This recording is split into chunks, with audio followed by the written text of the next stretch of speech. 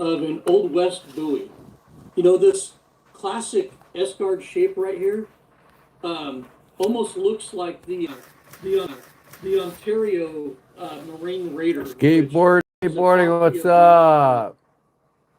How's it going? What's your name again, young man? I forgot.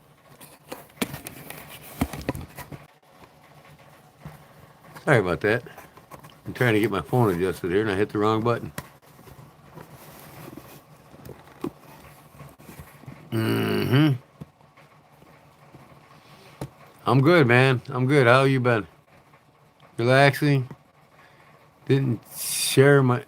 And I don't share my name. You can tell me your name, man. What's so secret about your name? I'm going to just call you Joe. How's that? Hey, Joe. How's it going, Joe? You got a new name now. Joe. Jerry, this is Joe. Skateboard. His name's Joe. What up, knucklehead? Oh. Did you see my thumbnail picture of this video, this live I'm doing tonight? Did you get a chance to see it?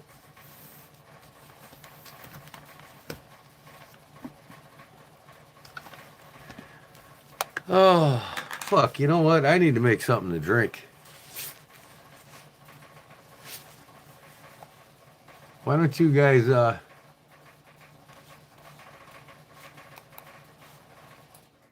entertain each other while I go up and make some coffee? I'm going to grab me some tea. I think I'm going to do that. Hold on. I got to put a log in the fire.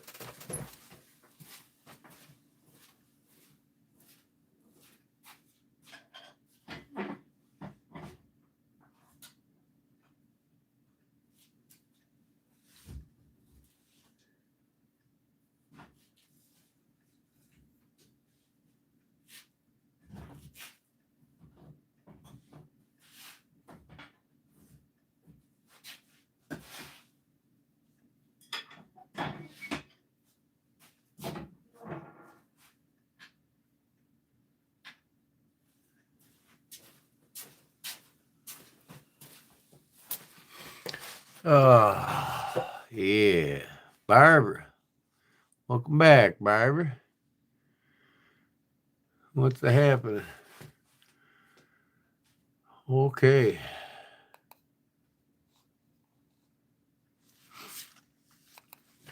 I got an interesting live tonight for you all. I'm going to talk about the origins of the Bowie knife. Baby said hi. Let me see here.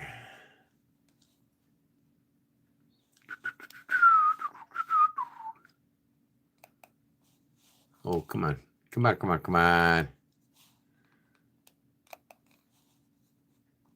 Come on, come on, come on. Let's go. Oh, KO Knives live again tonight. That young man doesn't quit. He's live every night.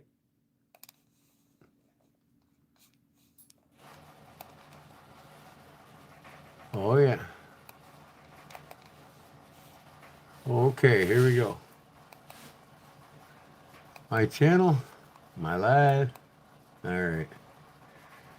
So, what do we got here?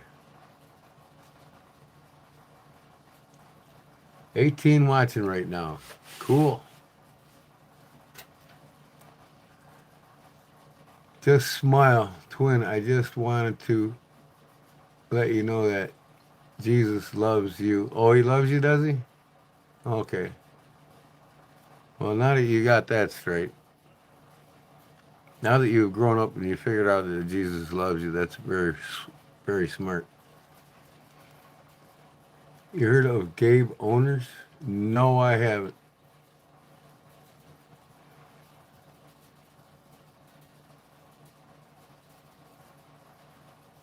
Who is Gabe Owners? I'll know of him now. Who is he? Pin Biscuit? What are you talking about? Get to the point here.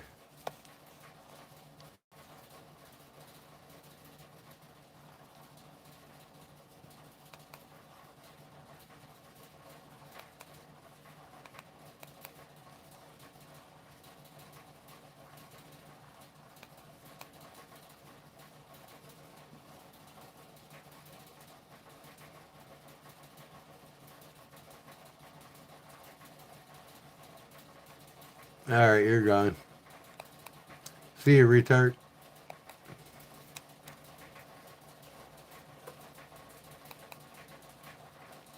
Later. His dumb joke got his ass sent down the road.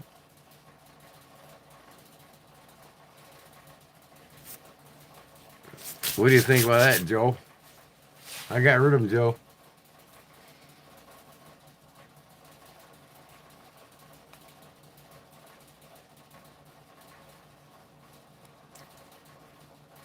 Barbara didn't catch it. She's a little slow on it, too. Let me see. Yeah.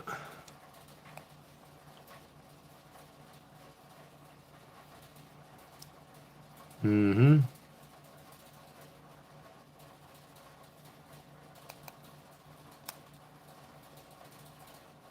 $16 watching, only 2 talking. And I guess nobody likes to talk about knives tonight, do they? Hola! Hola, hola! ¿Cómo está, mi amigo?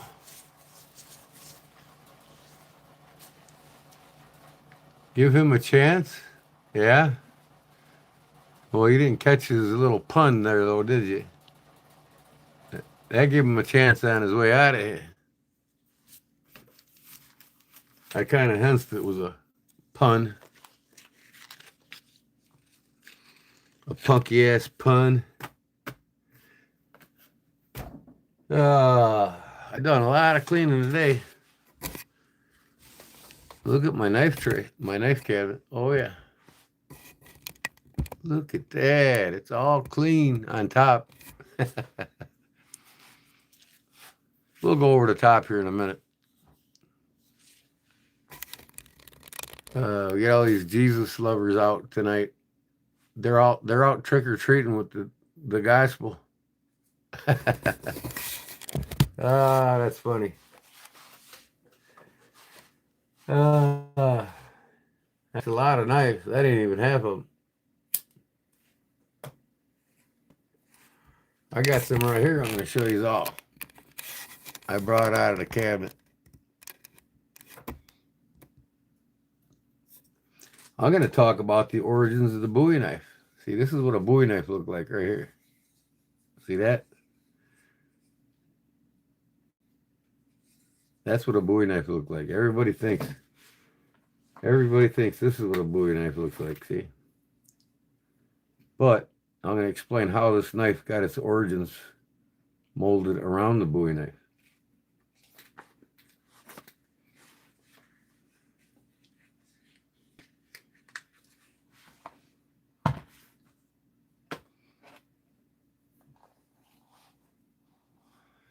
What kind of cockamamie bullshit now?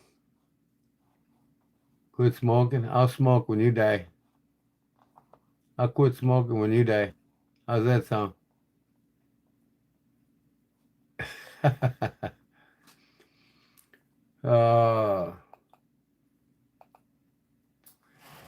Word of advice to young people. Respect those who are your elders. And don't tell them what to do. Tell yourself what to do. What is right from wrong. Okay now. Go away. Go away. Go away.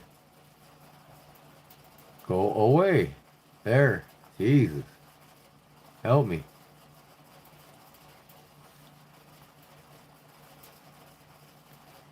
Yeah, he's a numbnuts. All these kids are numbnuts. They don't know any better. They don't learn anything. No morals, no ethics. You know, the list goes on. They just get dumber and dumber. And they just think they're super intelligent. That's right. Nobody walks all over me. They go bye-bye.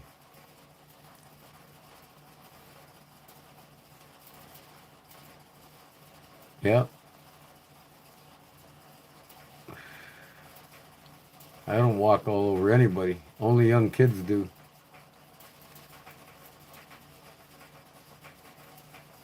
Playtime. Playtime about knives. Ain't this a pretty one here? That's a pretty one. Some of you older guys should be able to tell right away what this is and where it came from.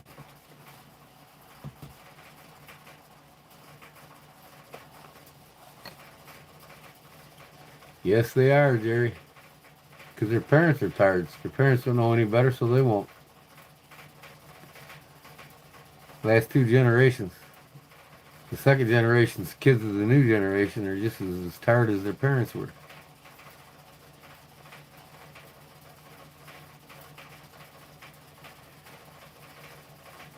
Own any Anzas. Where does an Anza come from? Ethiopia? I'm just asking, that's all. Not trying to be sarcastic, but never heard of an Anza.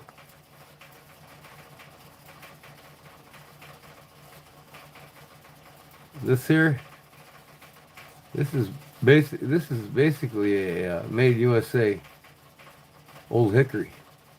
It's a chef style type knife, and it's a rust bucket. A friend of mine in here sent it to me, and I'm just keeping it around for a storyteller. Blind leading the blind. Basically it. That's right. In fact, the original Bowie knife, at least in, you know,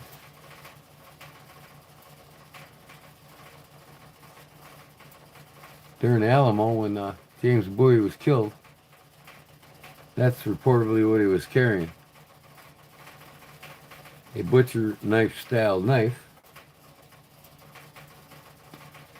In fact, they were made. His knife was made in Sheffield, England. It wasn't made by James Black.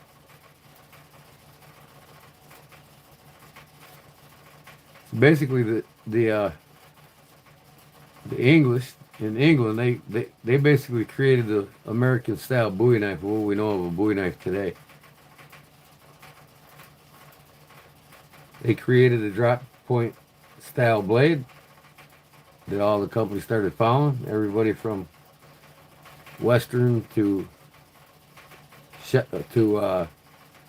Buck to K-Bar, Marbles, they all spun their knives off the Bowie knife, which was of what we know today in the late 19th century and the early 20th century.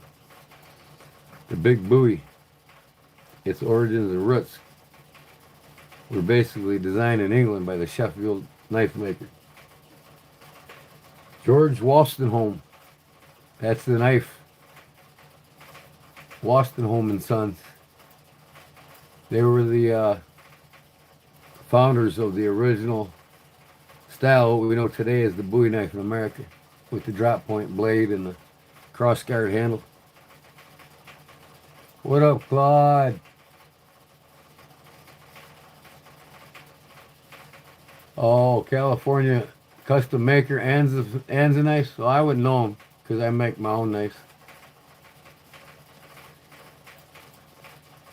Worked for Buck in the 80s and left. He started his own company called the Anza. Okay, I got you now. All right. What significance is the Anza knife today? Tell me so I know. Because I know the significance of the Buck. I know the significance of the Skagel and the Randall and the Marbles.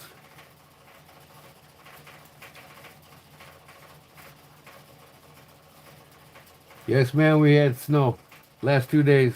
Snowstorm last night, snowstorm when I woke up in the morning. Yes, yesterday. It was snowstorming before I went to bed at. I actually went to bed at 3 o'clock yesterday morning. Now, what up, ground fog? I'm gonna go up and grab me a tea real quick, and then I'm gonna come back and talk more about these knives. The origin of these knives. It's the DNA that made these knives, rooted out of Sheffield, England.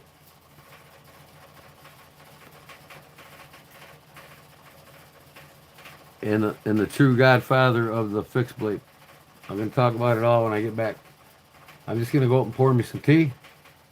And I'll be back down. You all get your hellos in, and I should be back by then.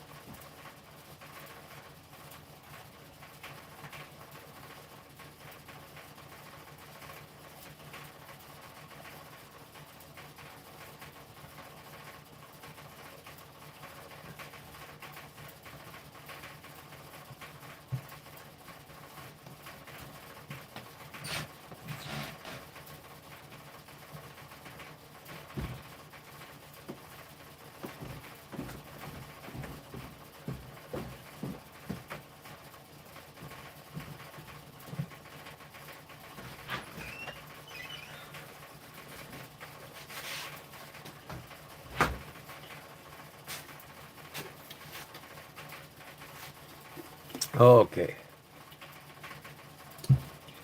First of all, I want to show you guys something.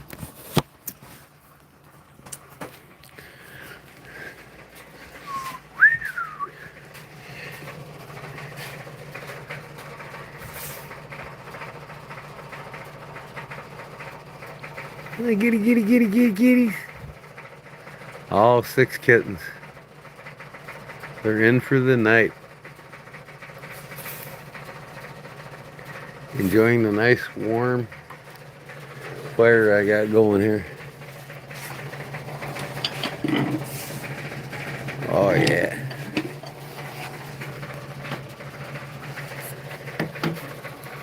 Yeah. Yep, I cleaned the top of my knife cabinet off. I got all my little novelties over here. But yeah. Next on my list is some Elnox. I'm going to get some Elnox Swiss knives, several of them, real soon here.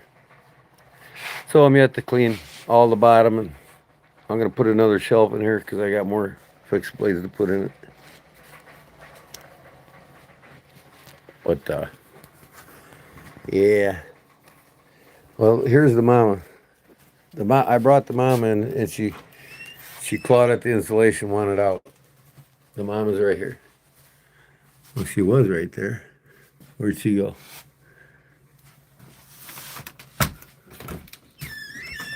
Hey, mama. Yep. You don't want to come in, huh? All right. Nope. It clawed, wanted out. It would not want to. It didn't want to stay in. So, wife will let the kittens out in the morning when the sun comes up, and because it's like 23 degrees here right now.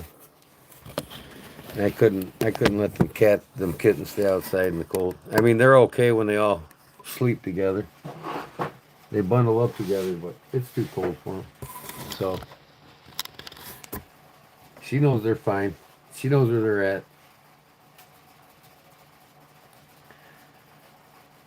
So they're nice and warm in a dog bed with a blanket on it. They're all cuddled up. You guys just seen them. Trying to give them the good homes, but nobody likes cats anymore, I guess. And it's a shame because the mother's probably a cat that was a house cat with somebody until they had to get an apartment and they couldn't have it, so they dumped it off out here in the country. But that cat's been in my yard for 2 years now. This is the second year. It's been going from my yard to the neighbor's yard, and it lived outside all winter, last winter. She said I'm kitten sitting tonight. Who said? Cloud was there. They have grown. Oh yeah, the kittens have grown. Yep, they're getting bigger now.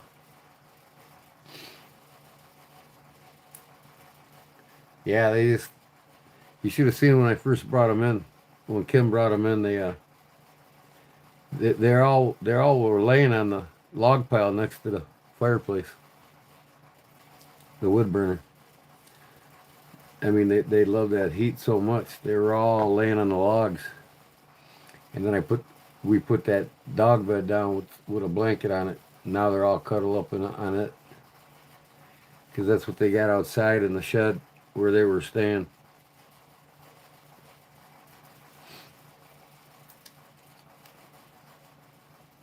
And I wanted to bring them in too because the opossums out there with them eating the food, eating the cat food with the cats.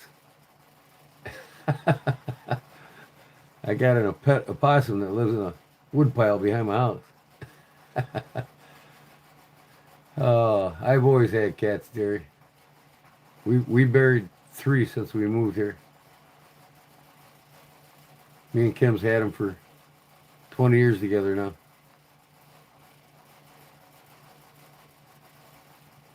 And I keep them around because it keeps the mice out of here.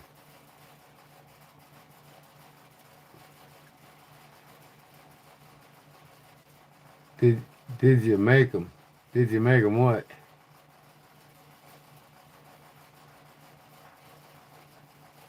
I had a cat, Jerry, that looked a lot like yours. I don't think I've ever seen Jerry's cat. Her name was Junior. Like you, huh, Clyde? You're Junior.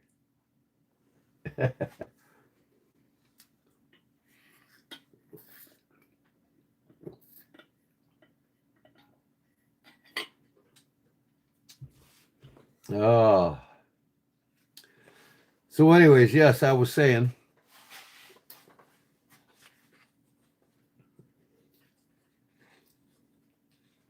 about the Bowie knife. There's a lot of misconception of the Bowie knife, and some of you know its origins and some of you don't. So I'm going to explain it. You know, Jesse Perkins was basically the man who made knives for Bowie, more so than Black himself. James Black came along and he made his rendition of the Bowie knife, what he thought the Bowie knife was. So every individual blacksmith, not a bladesmith, they didn't have them back then. They just had blacksmiths that made knives to their best knowledge and to what they thought was appropriate. And it was George Washington and Sons Company. George Washington inherited his father's cutlery business in the early 1800s. And it was Washington, it was his knife that was basically almost an exact rendition of this old hickory. You know, and the old hickory's origins come out of Westinghouse too, or out of Sheffield, England. So, and you kind of see like a drop point on this old hickory. You know, it's typical of Sheffield, England knives. That's basically where a lot of your knives of origin today, like the Buck 119 series, and a lot of the knives fighting and survival self-defense knives with the Bowie, with the clip point, its origins came from.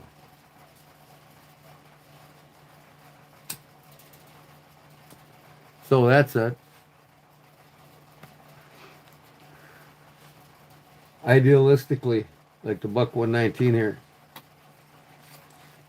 you know, this is your typical Bowie knife design out of Sheffield, England. You know, Washington traveled to the United States when he found out the story about James Bowie, you know, the fighting on the Mississippi River, the fight that broke out. And at the time, all the witnesses were seeing a knife more like this. And they say that with English descendancy, that Jesse Perkins was the one that made the butcher style bladed knives with the coffin handles on them that James Bowie was known for carrying. And then when he did die at the Alamo, the knife was a Washington. His fighting knife found on him was a Washington, very similar to this. Story time, huh? Well, you tell us the story about the Bowie then. I'll just sit here and listen to what you have to write. So yeah, you see the DNA completely in these knives. You know, in fact, if you look at them all, everything from the K-bar, you know,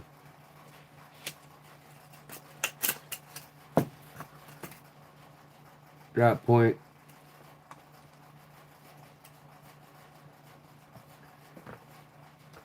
now this leather stacked handle had nothing to do with the Bowie knife.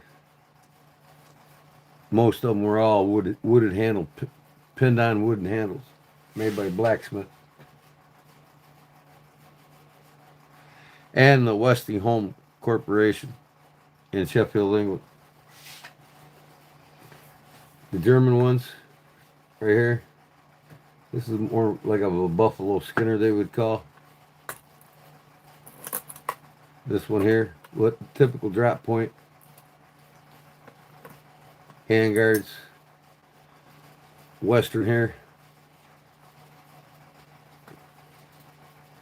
Same thing. Now these ain't drop points here.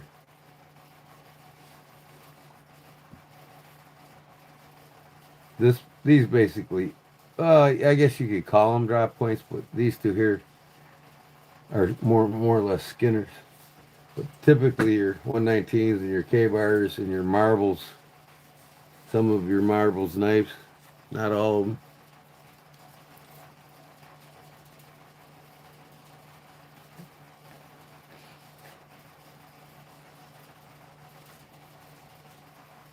money to me there be made there for sure.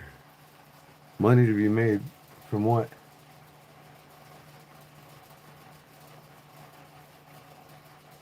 What up, brown sugar? How's it going? I'm talking about the origins of the Bowie knife.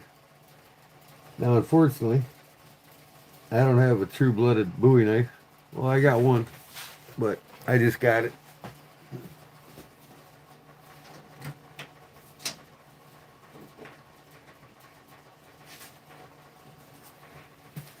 This is probably the closest rendition of a Westinghouse Sheffield, England style Bowie knife. This one being made in Germany. But that's the typical handle, cross guard, drop point of the Bowie knife. So basically this is like the only Bowie knife that I have. But like I said, this wasn't what, Jim Bowie carried or he fought with. It was typically this knife here. This being an old hickory, its origin roots are that of the Westinghouse. I mean, this is like identical to a Westinghouse, what we consider a butcher knife.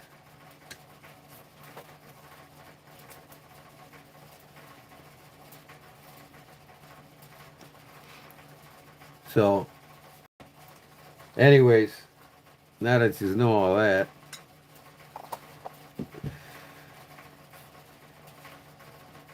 I think Jerry gave me this. Didn't you give me this knife here, Jerry? Or was it Jim? Jim or Jerry or somebody gave me this old beater. I might grind this straight across and make something out of it. Old hickory. I want to start getting them in better pristine shape. I might pick up a couple on eBay here soon. You loved hunting knives when I was hunting. You don't hunt anymore? Why don't you hunt?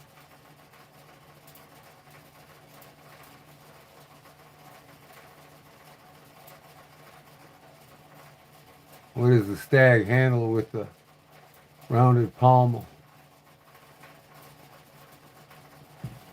This is a Robert Claus, Germany.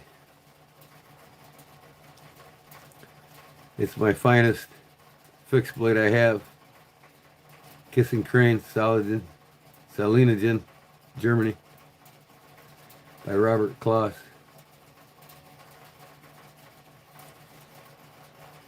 But like I said, most all these knives are just spin-offs of the Bowie knife that its origins come from Sheffield, England.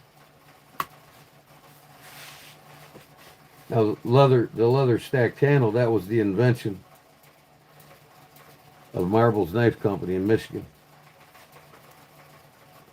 They had the patent on it, and that's where it all started with the field master. And then K-Bar ran with it. Again, the 119 series knives, they all are renditions of the typical Bowie knife. The DNA is complete. Sheffield English Bowie knife style.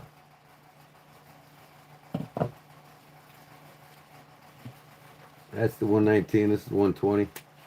This is my beater. Old, beat up. I've had that thing a long time. Probably the oldest. My 119 I had when I was a kid is long gone. I lost it years ago. I'll never have it again. But I picked this up from a guy that was hurting for money. For 50 bucks. It's got the brown micarta inlays in the pommel and the guard.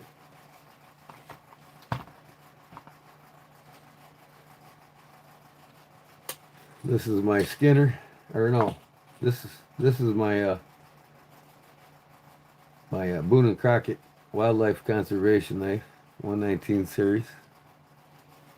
Got the Boone and Crockett symbol here and wildlife conservation on the blade. This thing's in mint shape. I need to get some more. I need to complete my collection. I could have done what my brother-in-law did. He rang his credit card up to about $4,000 getting all the buck knives. And this is the 103. This is the Skinner. This one's more of a Nesmut. Nothing to do with the Bowie style. But it's Buck's rendition of a skinning knife, like the kind of like the charade sharp finger. You can choke up on it and cape out with it. You're not interested in hunting anymore? I've killed my share. Well, I still kill to eat, because there's nothing pure and better to eat than wild game. In fact, I got a rabbit I killed up there. I'm going to cook tomorrow. Thawing out. I'm going to go do some pheasant hunting here soon, too.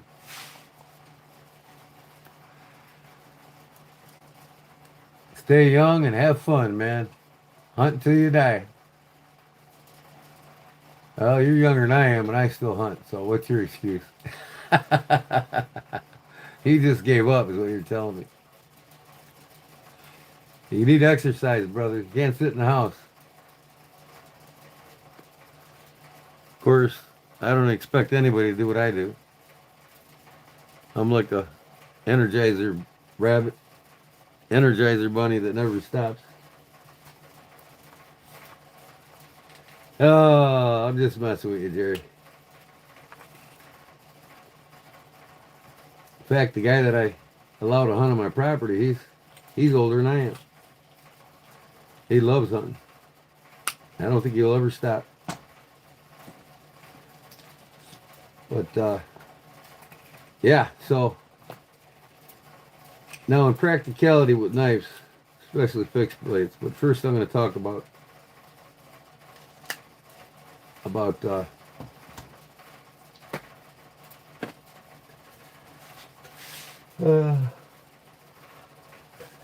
oh God, Bowie knives, like by the 1820s, 1830s, they were banned in a lot of states.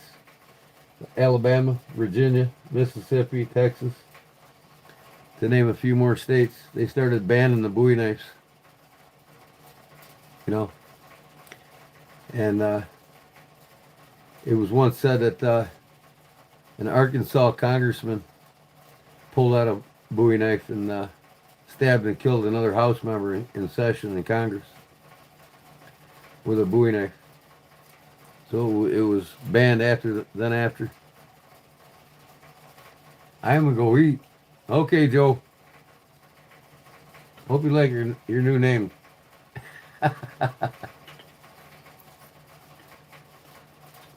Come on back, Joe.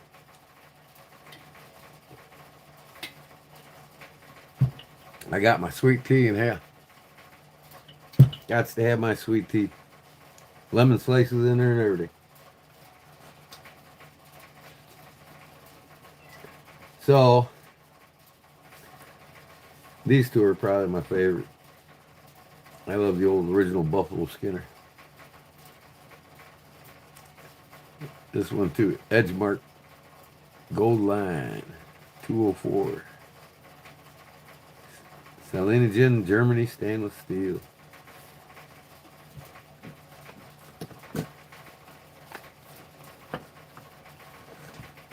Yep. Who doesn't love a beautiful Western knife though, man? This is the W39 if you're wondering. Look at that handle, man. That's in like pristine shape.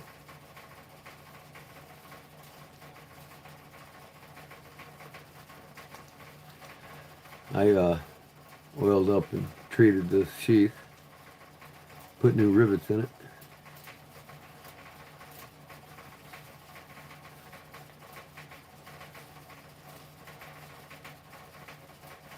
What's up, Tim? How's it going?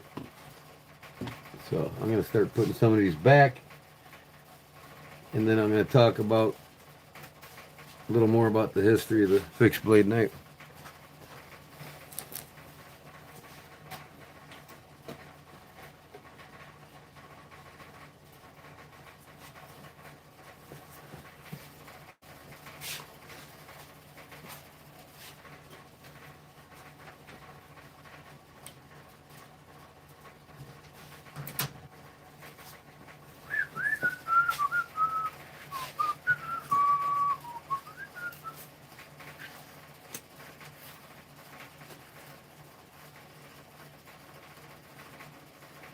Hong Kong Fooey. Chop chop. Hong Kong Fooey. You being a joker tonight, Jerry?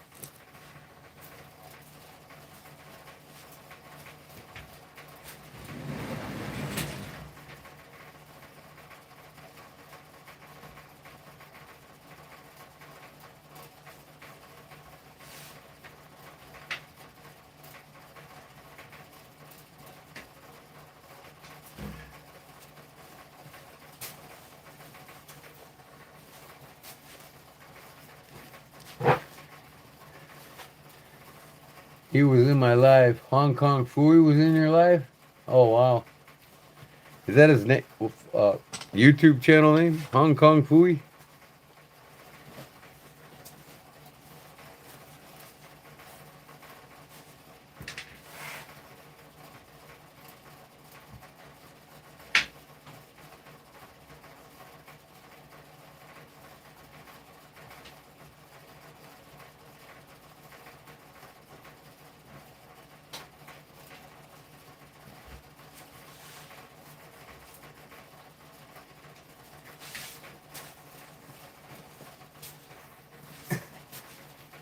This is without a doubt my favorite user from a manufactured company. Love my Ontario's, boy. You can tell I use it.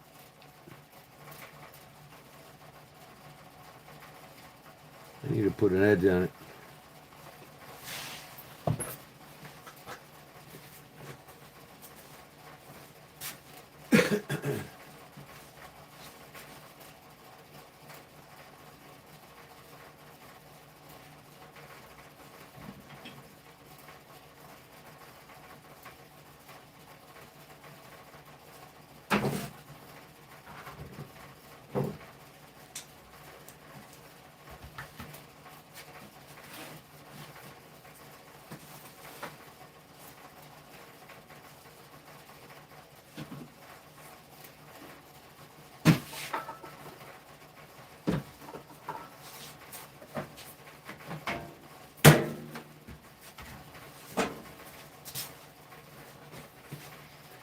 Plus two, I'll tell you the reason why I'm pulling all three of these knives out.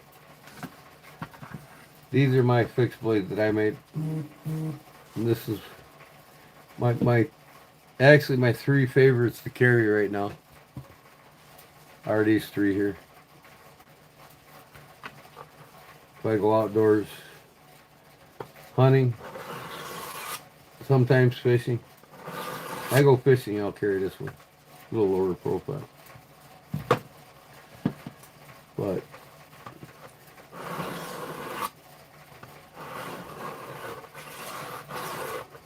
what am I doing? Starting out on 600. What the hell is wrong with me? But now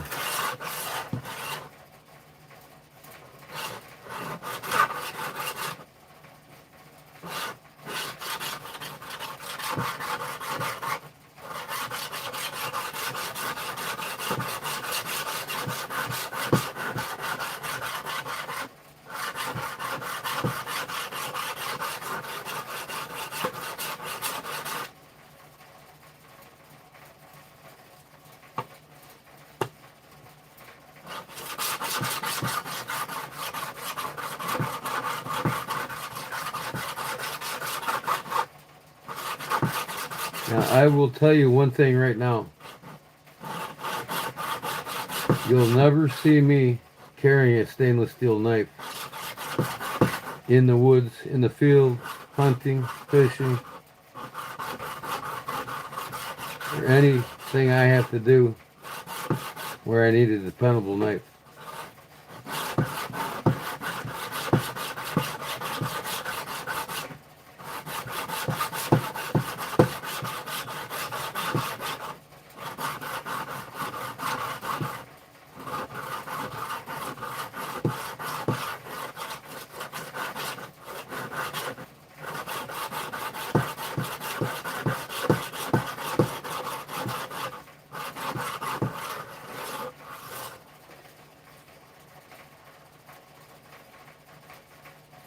Ricola.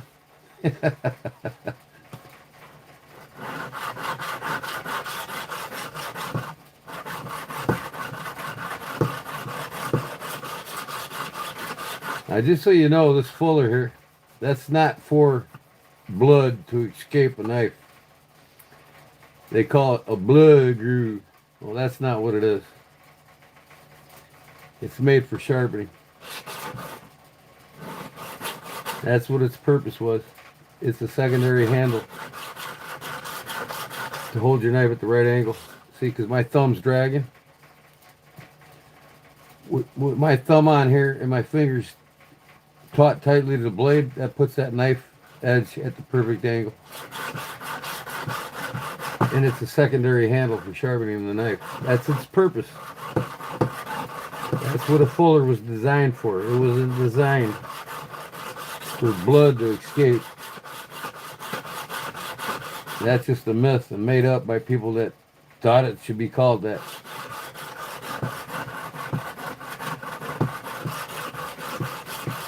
That's why all your fighting knives, your K-bars, Ontario's, your Camillus, they all had this for that purpose. Even the Marbles knives. And in fact, it was Marbles that invented the fuller.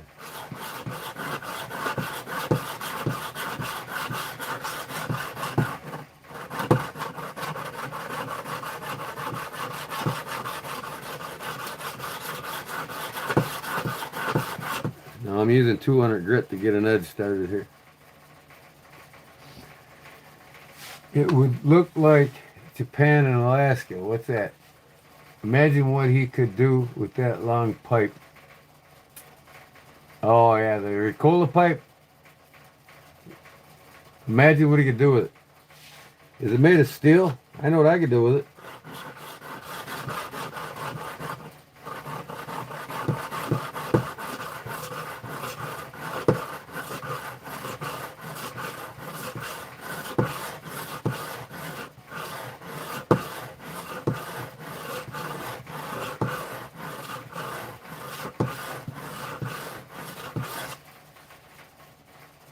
Okay, already I got a good edge started.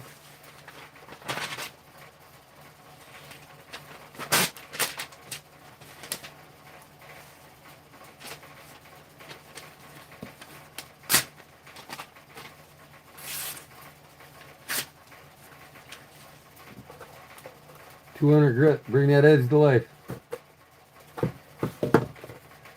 Yeah, I'll go to 300. I'll be aggressive with it too.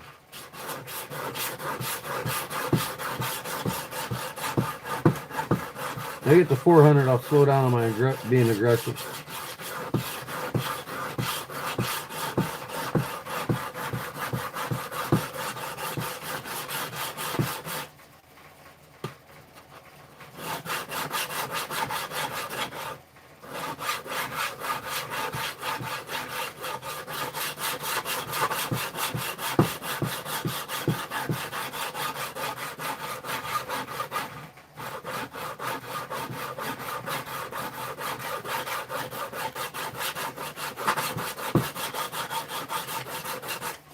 That's it.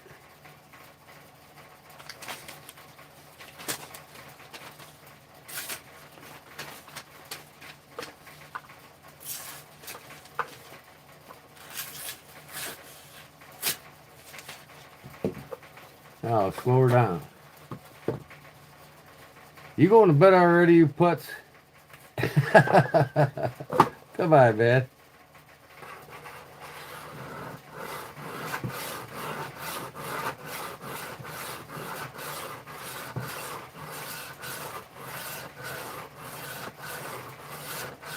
I'm at 400 now. I just flew through 2 and 300.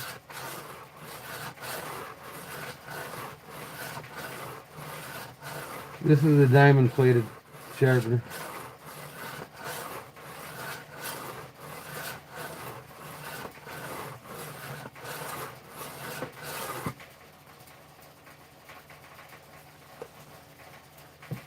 Good night, Claude. All right, Claude. You going to bed too, Jerry? Man, you guys are all acting old.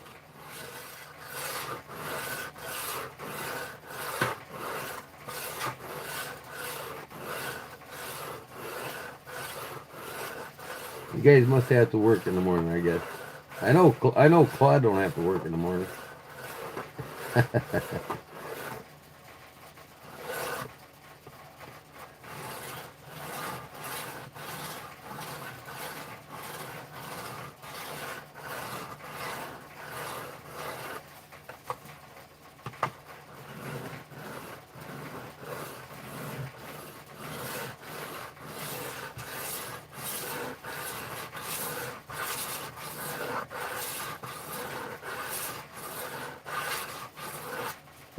That's good. After 2 here, that don't mean nothing. Unless you gotta work. You gotta work, Jerry? You got a flea market in the morning?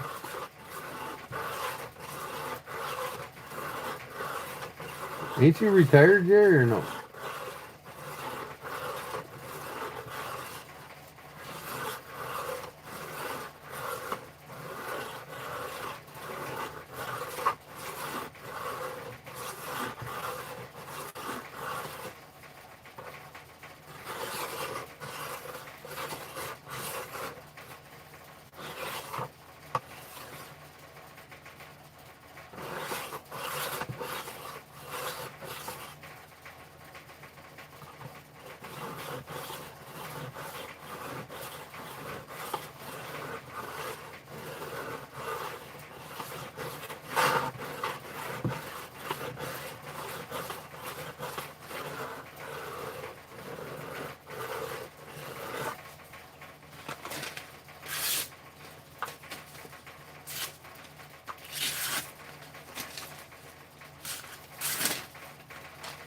Keep cutting. I gotta stroke it now.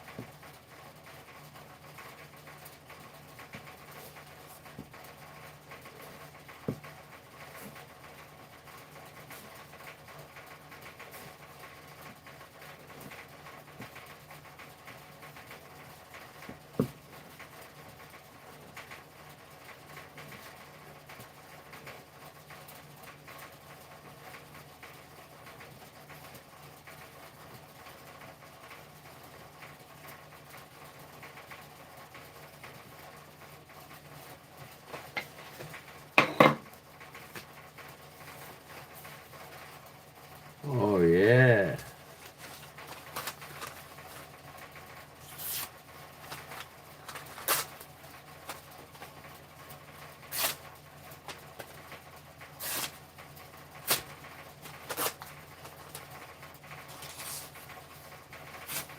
Come on.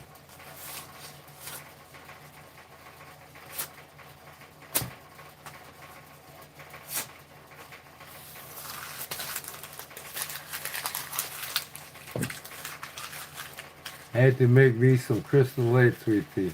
Crystal Light? What's in that shit? Ain't that poison? Crystal Light, ugh. You better have a real sugar.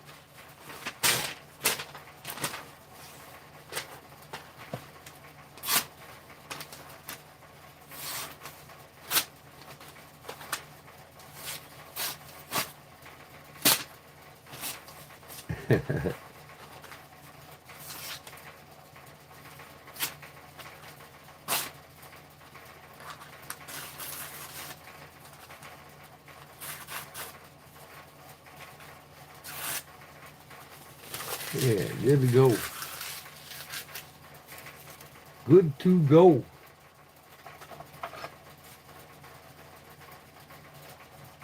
Claude and Jerry went to bed. Oh, they're putzes.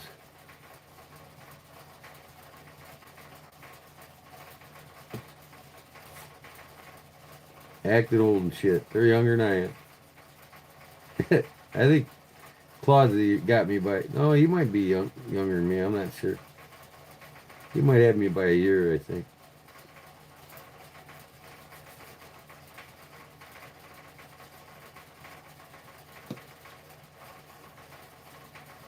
You didn't see me sharpening this thing for 20, 30 minutes. It's razor sharp, man. I could spend more time on it and get it even sharper. But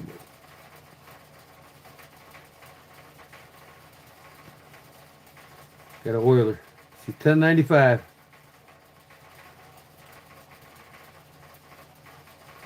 Now, I'm going to explain something to you about these fixed blades. Now, don't let me influence you to what you decide you want to carry when you're out in the woods and when you're hunting, when you're in the bush.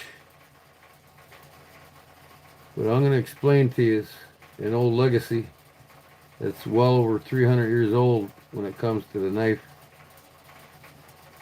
industry. A lot of modern knives today, fixed blade, folders, especially folders. There's a lot of hype around collecting unpractical knives when it comes to its use as an actual tool in a situation where it's needed. Everybody's got to have all these powder steel knives and the latest, greatest powder steel that's the toughest and roughest and stainless and corrosion resistant and hold an edge longer. It's not needed, man. All that shit's nothing but a marketing ploy. And I'm going to tell you, for over 300 years, mountain men, bushmen, not bush crafters. That's a bush crafter is somebody that crafts knives up for the bush. Bushmen. Big difference. Bushmen and bushcrafters. Bushcrafter is a marketing ploy, just like the fixed and folding blades of today. In well over 300 years, a good carbon steel knife, high carbon, 1095, that's why you see a lot of the K-bars. You know, all your, World War trench and fighting knives are all made from high carbon steel knives. And there's a reason behind it. I mean, you don't see somebody carrying MagnaCut on the field in military use or in practicality in the bush. And I'm going to tell you why. Or in the mountains. I just showed you. Less than 10 minutes, I sharpened this thing and it's razor sharp. You're not going to carry a MagnaCut fixed blade knife in the woods and depend on your life with it. Because first of all, you're not going to find nothing in nature or in the woods that's going to sharpen it as sharp as you would a 1095 blade and as quick as you will a 1095 blade. Not to mention 1095 blades are the most practical, strongest, all around utilitarian knives there are in the mountains and in the bush. And for over 300 years, mountain men have been carrying high carbon steel blades for that purpose. Full tang all the way through. Much more control. Tougher. You can pry with them. You can dig with them. You can. That bushcraft or that crafter, but that bushman or that mountain man knows he's got a piece of steel that's going to be dependable, that ain't going to break, bend, or chip out. It might bend, but he's going to bend it right back. He's going to be able to maintain his steel. He's going to be able to sharpen it to a razor's edge quickly when needed. He's going to be able to depend his life on it and not bust off the tip on most typical stainless steel knives.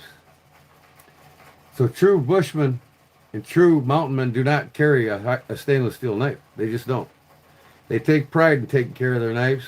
They take pride in oiling them up, maintaining them, making sure they got the edge they need, and they're just tough. These things will cut through a nail. They're tough. And, like I said, 200-300 years. They've been relying on them for that purpose. So all this marketing ploy and hype of you got to have MagnaCut or Maxima or S90V or any other of this shit that's being thrown on all these new modern knives. It's all a marketing ploy. You typically need a good, every one of these, 1095. This is what I carry with me. That's what I depend on when I'm in the woods. Okay? I leave the toys at home. The toys are the modern gizmo cuts knives that everybody's got to have more than everybody else. In all practicality, they're not a good tool at all in the field. And maybe you want some MagnaCut or some S90V or Maxima or whatever it be, so you can cut cardboard boxes all day long, every day.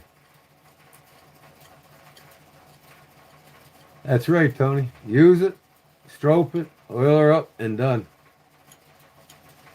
Ready for the next show. I can oil it before I stroke it, right? And that's why I take a lot of pride in making specifically 1095 and 1084 high carbon steel knives. If you're wondering what the 95 and 84 means, it's basically 0.84% high carbon or 0.95% high carbon. I had a young man on his live last night telling me that Maxima is better than 1095. Wrong.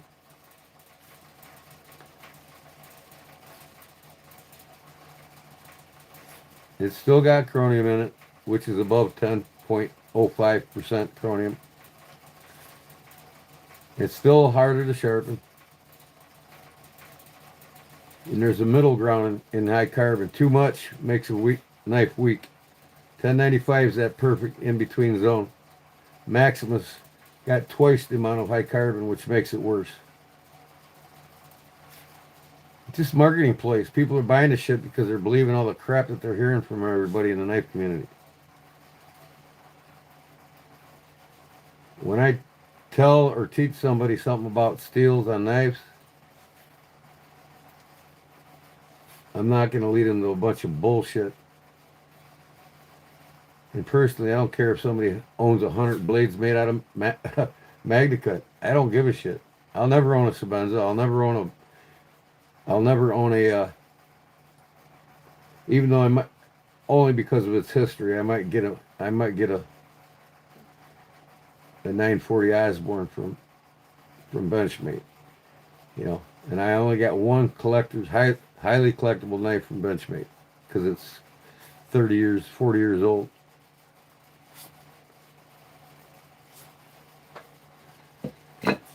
This is my fixed blade trapper that I designed.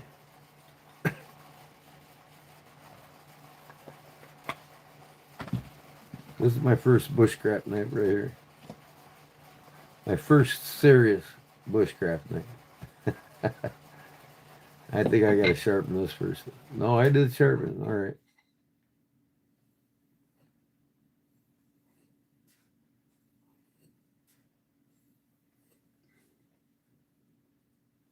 This is hackberry. And I put orange plexiglass liners on it. And this is why.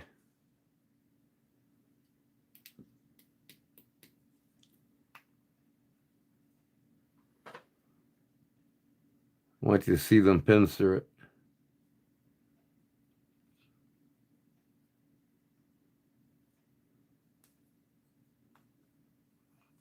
And then I put a Celtic knot pattern on the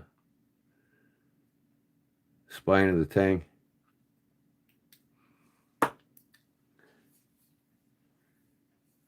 Yeah, and then yeah. So, I mean, everybody's like, why don't you make stainless steel knives? I could get set up for it, Hell, I can get a loan right now for every tool I need to make stainless steel knives, but I don't care to make stainless steel knives. I care to make practical tools. You know, the best of the best when it comes to outdoor survival and field knives. You know what I mean? That's what I'm about. That's what I love making. Even my folders that I make are 1084 and 1095. And I love taking care of my knives.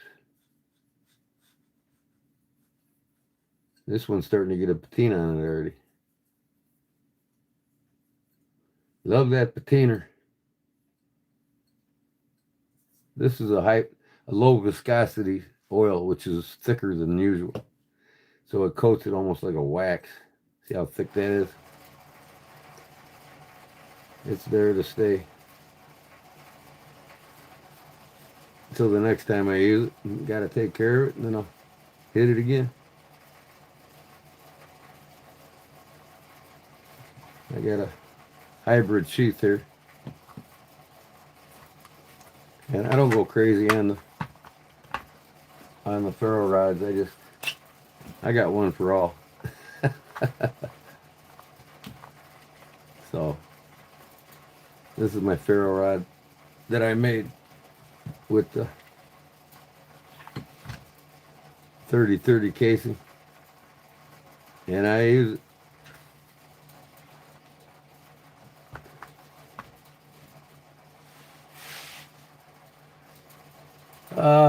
Why did you make it so cold out for? I didn't make it. You made it cold, not me. Cold? Shit, it ain't even close to cold yet. And you're crying? Come up here and live by Chicago. You want to be cold? The Windy City. It's called the Windy City for a reason. It's 26 below. That wind chill's 40, 50 below. That's when it's cold. I love it when it's 20 degrees. It's perfect. Once it falls below 5 degrees, then it gets a little more uncomfortable.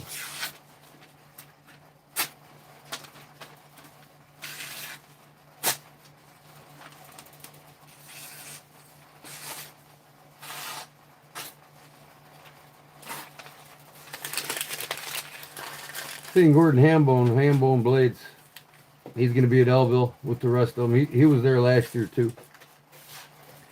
He makes a lot of Damascus now. I don't care for Damascus either. It's just a marketing ploy catch. Pretty Damascus. Gotta have a blade. Even though it's got more high carbon in it than most of your stainless steel knives.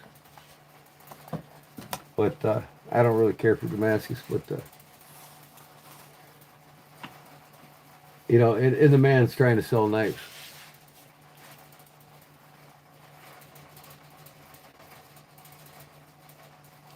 It's like he sharpens a hell of a sharp knife, without a doubt. I give him credit on it. He's got an extremely, when he sells knives, they're extremely razor sharp. But don't tell everybody they're sharper than a razor blade, because they're not. Unless you sharpen it to 20,000 on a whetstone, it's not sharper than a razor blade. Edge geometry is everything. It doesn't matter what blades you got, how it determines its cut. Edge geometry is everything with a blade. You know, that's why something like this has got a 12 to 14 degree cutting bevel, whereas this has got 16, 17 degrees. Well, this is going to be slicer and will cut quicker and more efficient than this will, because of how thin it is and how less the angle is. So, edge geometry is everything. And when you got a newly sharpened knife, first of all, razor blades are sharpened up to 12 to 14,000 grit. 12 to 14,000 from the factory. That's what makes them so sharp. There's no meat behind the blade of a razor blade. It's mostly used in a utility knife. So when he cuts a piece of paper, as an example, you can't really cut it efficiently as you would with a longer blade that's razor sharp because of the edge geometry.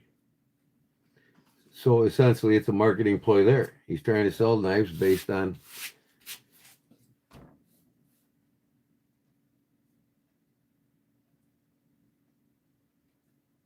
oh yeah, there is because there's a lot of uneven edge wear on Damascus because it's unstable when you mix the two different elements of steel together. And Damascus is like some companies in hardening. They claim their hardness is 59-61 or 61-68 or 64-68. Just because they claim it doesn't mean it actually is. And consistently.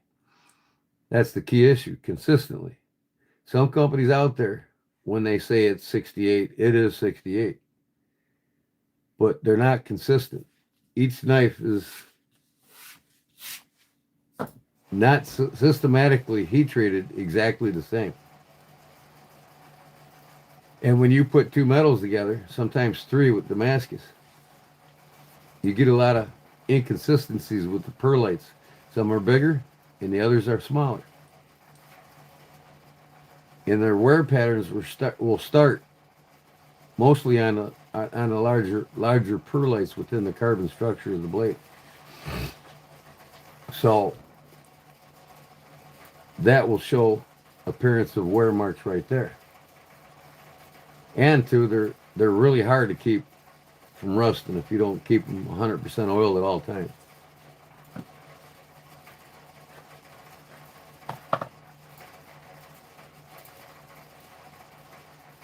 Yeah, I got to put a sharpening on this again. I've used it some. But yeah. You guys want a great outdoor, all-around knife, seek the ones that have the 1095 steels in them and take care of them. The knife will last you a lifetime. It'll serve its purpose as a utilitarian tool the rest of your life if you take care of it. You can beat with it, pry with it, cut with it, destroy things with it, and it'll take care of you the rest of your life. Don't let anybody tell you got to have a stainless steel knife to have a decent knife, because that's a big lie.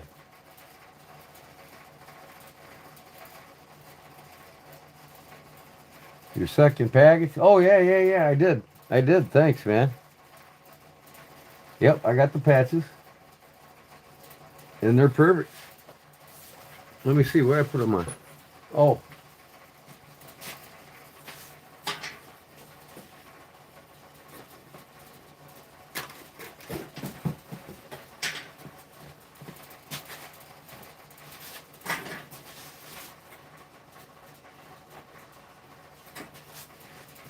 Yeah, this is what I want.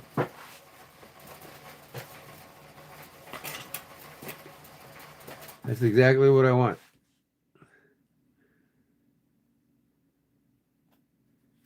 Actually, I want the cloth. Where is it? Hold on. You did give me one with it on there. Here you go. This is what I want exactly. Look at, I put it on this hat. I had to have it on this hat. Oh yeah. This is my winter hat when I'm working in the yard and getting logs for the fire. Speaking of fire, I gotta put a couple on.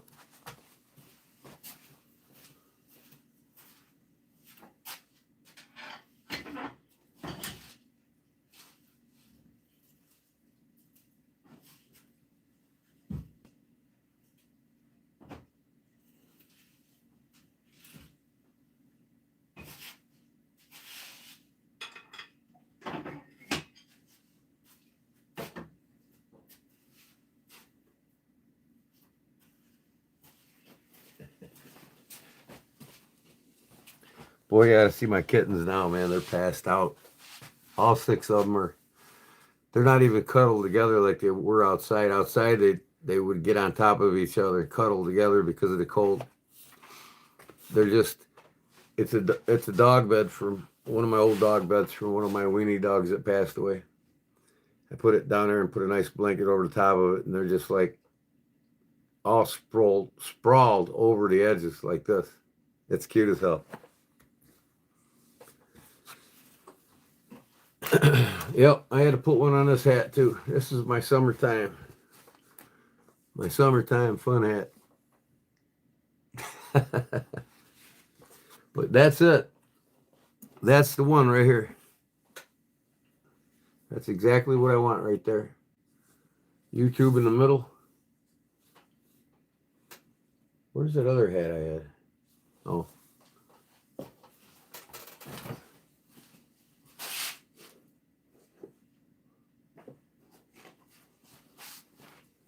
This is what I wore today. Oh, yeah. I keep the mirrors warm, man, when I'm out getting them logs. This is what I wear to the Bears game when I go.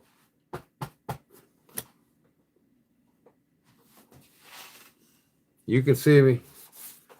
Nobody will hit me on the road while I'm going into the stadium. Plus, you can see me in the stadium if you look for me.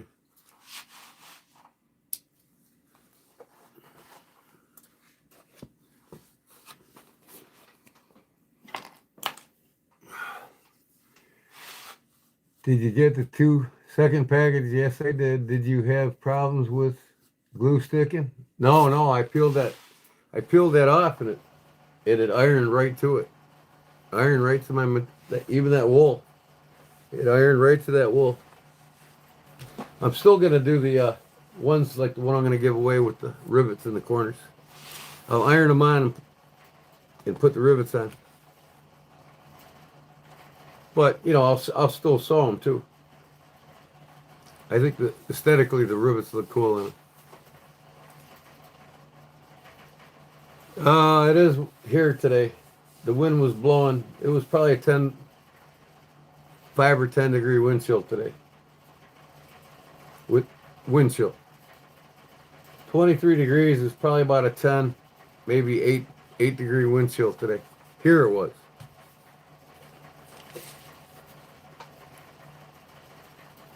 And them kitties are they're bushwhacked, man. I mean, they're just tired of being in the cold, so they finally decided, oh, it's nice in here, man. I'm staying. This is the first time them 6 cats wanted to stay in here.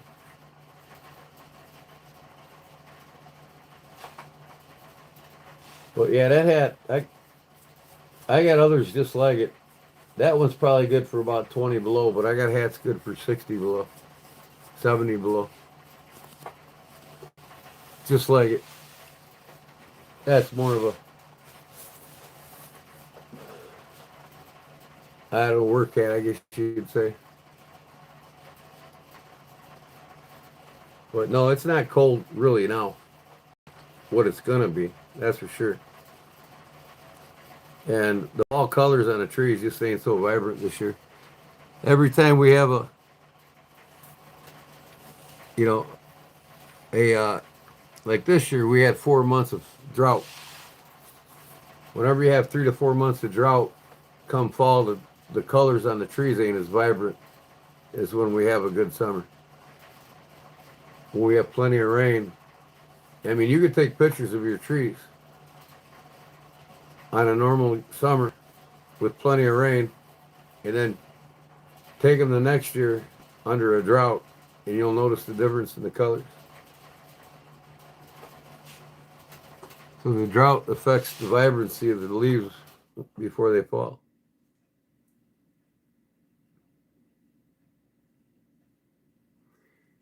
Second of 3 outside, cat came inside tonight also.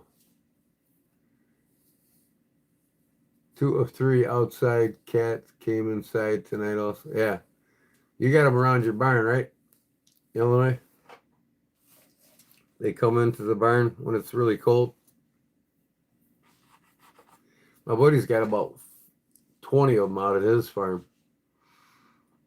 And they're just all barn cats, you know. He says it keeps my mice down, so I leave them around. He feeds them. And they got the hay loft, so they got plenty of hay to lay in.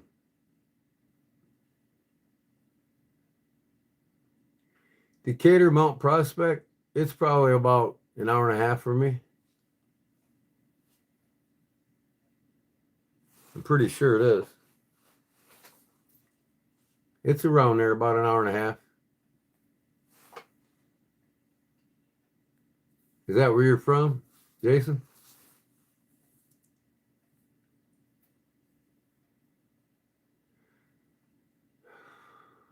I'm hoping to get close to 4,000 subs tonight. I'm like 46 shy of 4,000. So if all goes well tonight when I get off, I'll be within a dozen or so. I'm going to have my 4,000 giveaway. And then I'll probably do a 5,000 giveaway. And then I probably won't do another giveaway till I get to 10,000. I didn't do no giveaways for my first 3,000 or first 2,000. I had a huge giveaway on my 3,000. So at 4,000 and 5,000, I'm making up for it. And then I probably won't give nothing. Well, you know, I give away things every week anyway. So, but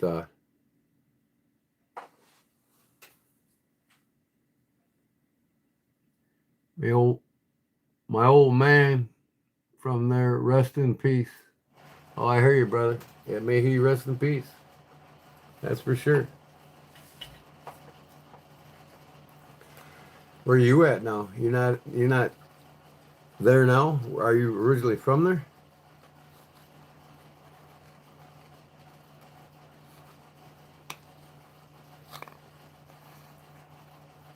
Yeah, exactly. Illinois. I have no reason to give anything away. I just do it out of the kindness of my heart, you know? I mean, when I make things to give it away, I just love making things. Big old bass.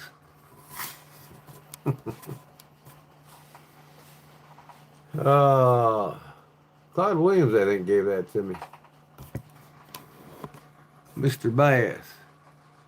I got a plate up there, too, he gave to me. He knows I love my bass fishing. Just like him.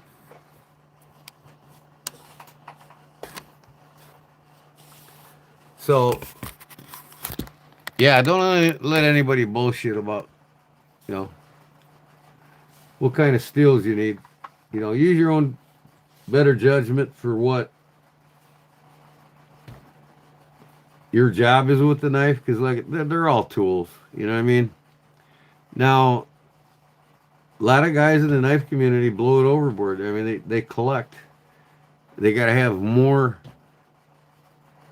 uh, powder metal steels than the rest of the next guy. You know what I mean? Oh, I got this knife. I got that knife. I got this knife. I got very few powder metal steel knives. I just don't care for them. That's my personal opinion. I'm never going to make one. I'm never going to use one, practically. Yes, sir. Just a tool. You know, and like I said, you know, you got this craze for modern folding knives of all different powdered metal steels, the latest, greatest steels out there. And there's a reason why A1, A2, 440C, 1095, 1084, you know, D2, all these tool steels, you know, there's a reason why these steels have been around over 100 years and why they're still used today. Why a fighting knife's made from 1095.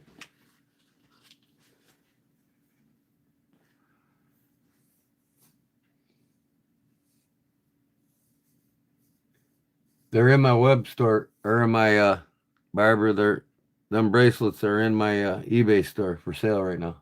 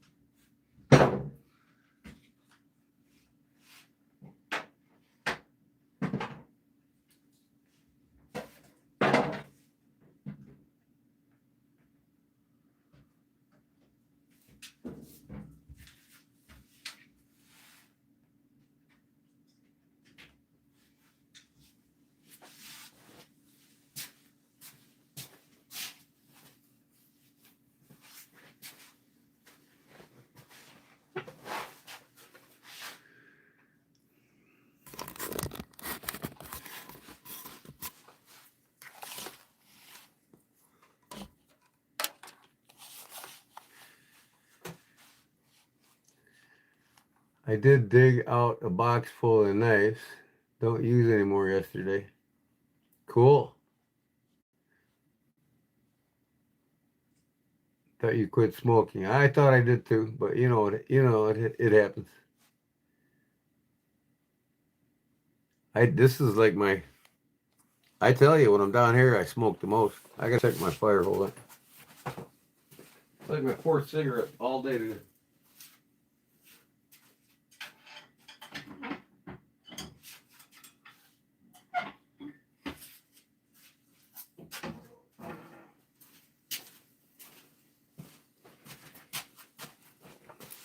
Let's check out these kitties, shall we?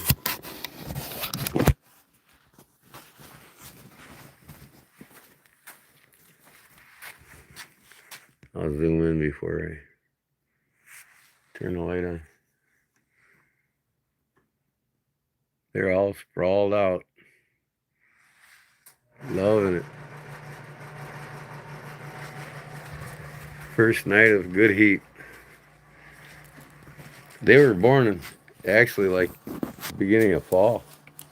So they don't know what heat is really. This is their first time. I mean, it's like 84 degrees in my shop right now.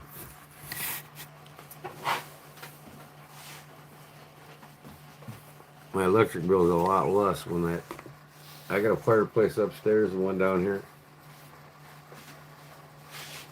I got 2 trees I cut up. I got half of it split, and I got to finish splitting the rest of it.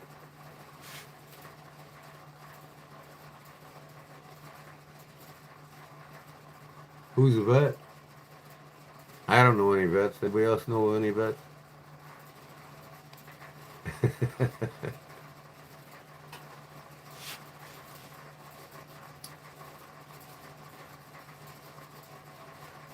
I'll have a safe day. Yeah, I'm a vet, but I claim to be a vet. Don't take me for my services either.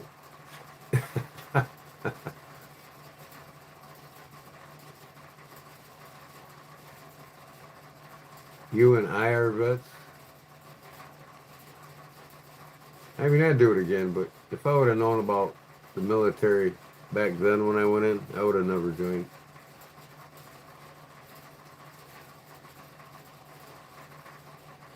How is my eBay store listed?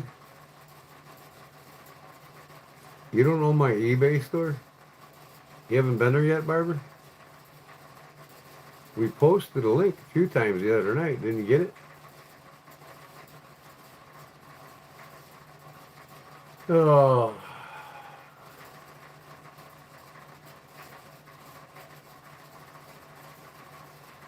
The corpse. Hoorah! Hoorah! Whatever they say. Hoorah! Yep. We created the Marine Corps to do our dirty work. Well, we created the SEALs to do the job right.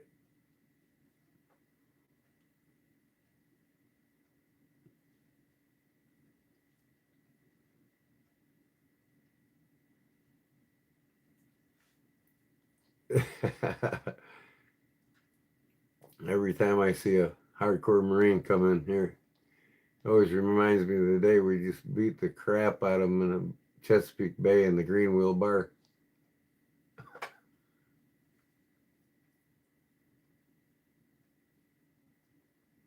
Shore Patrol was throwing them in jail. They told us, just go home.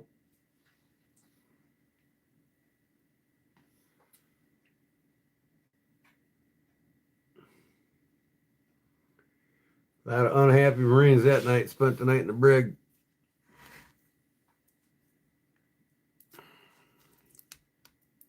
But they started it.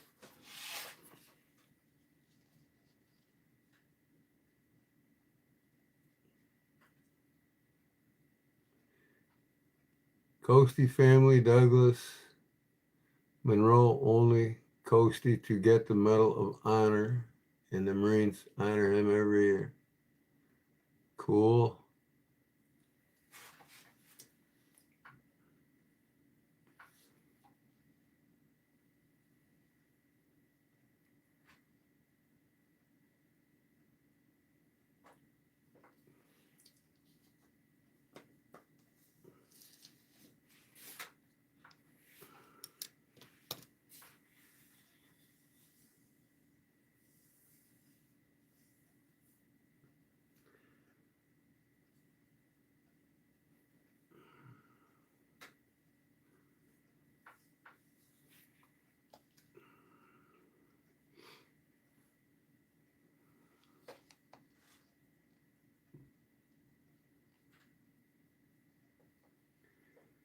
So what should I do today, Barbara? What should I get out? What should I do? I feel like making something, but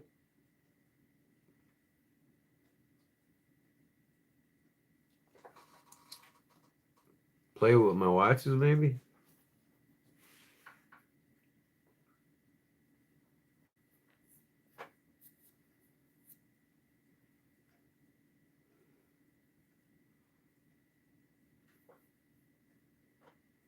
I gotta set the time back on this one.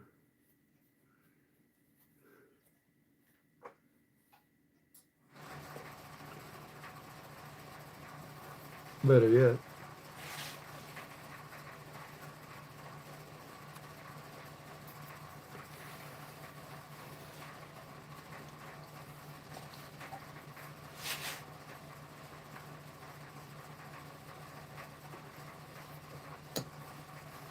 I'm just gonna take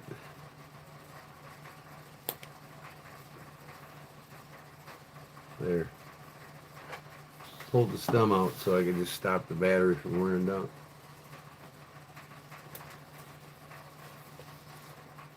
Ah.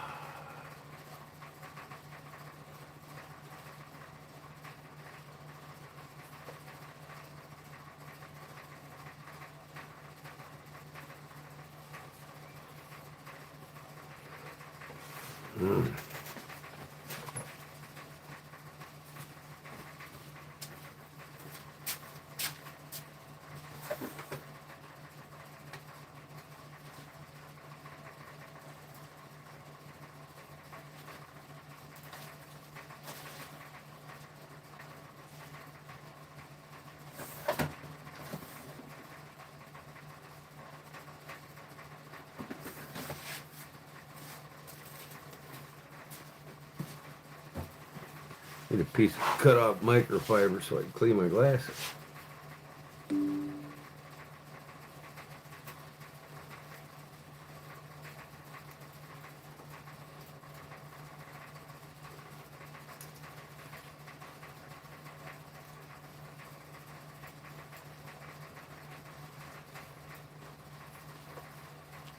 Oh, I have a moon phase watch. I gotta change the battery. Yeah? Cool. I got a lot of Casios that have that for hunting and fishing.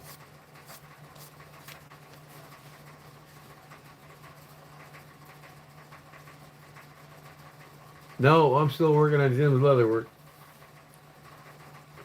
I don't feel like putting the gloves on and pounding on it tonight.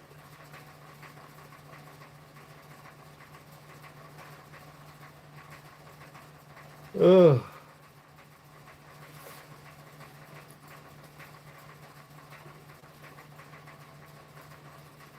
I could probably sew up some EDC hanks.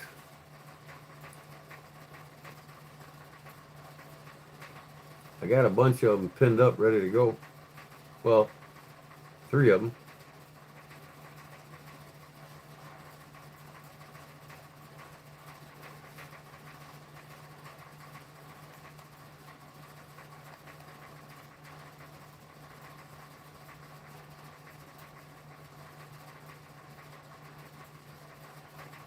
Yeah,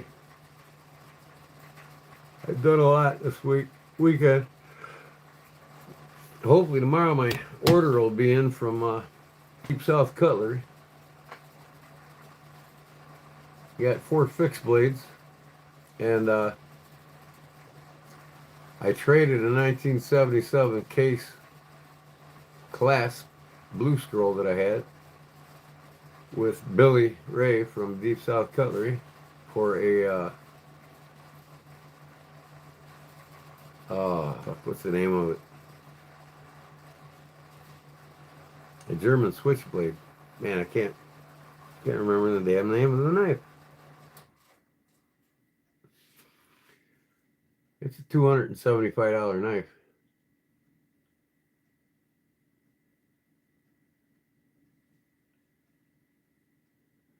We won the space race. We've been to the moon. And the earth is not flat. Had some beers tonight. I can't stand these flat earther people. You know, if the earth is flat, tell them this. You know, when I was in the Navy on the ships, here's a prime example of it. Or anybody that's been on a cruise or anything like that. You go out to sea. All right. How far can you see if the earth is flat? You'd be able to see for miles and miles, right? Well, being I was in the Navy and I know the horizon's total distance out at sea is 12 miles. So why is it 12 miles and not 50 miles or 100 miles? You know, because your eyes can infinitely see 50 miles or better. Bolster and Blades thinks the earth is flat. He's probably one of those guys trying to show him how to sharpen knives and do things right, right?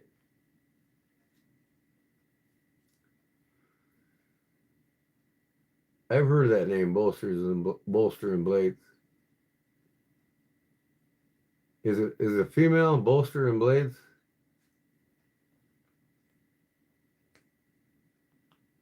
She's a flat earther. Yeah, it's got to be a female, Bolster and Blades. How she's real young too, ain't she? She like what, 20, 23 or something like that. I'm gonna look her up now. Uh,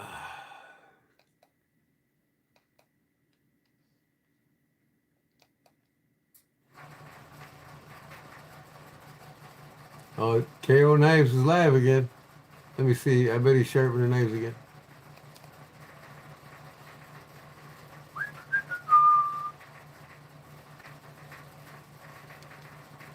He's only got 2 people talking to him.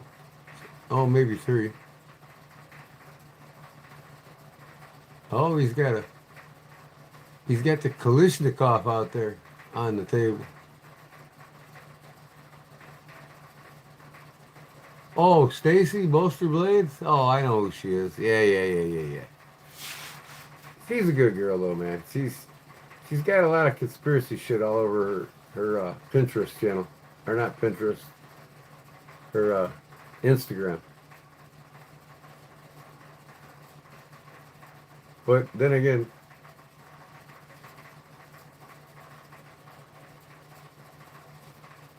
OG Fidget Finder for Man. I can do it at least 3 different ways.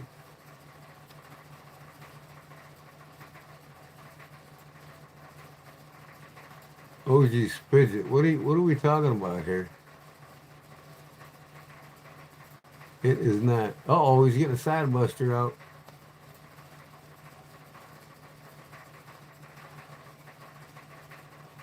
You got a side buster senior out there.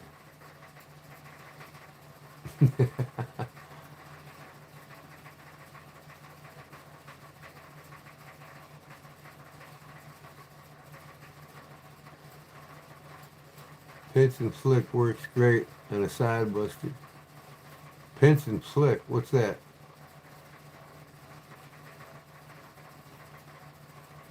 Grab the blade and go. Is that what you're talking about?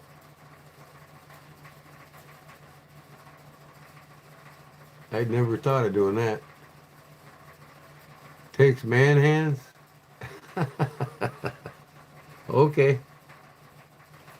Let me see if I can do that on an old school Victorinox.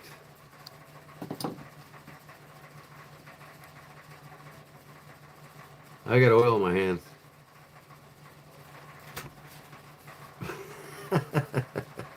Nope.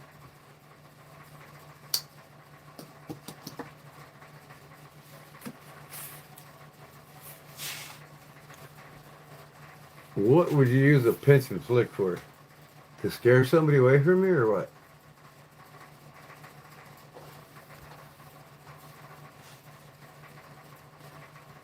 Airy. Remember when I spelled as or ass? What are you talking about, Airy? uh, never throw a knife. Okay.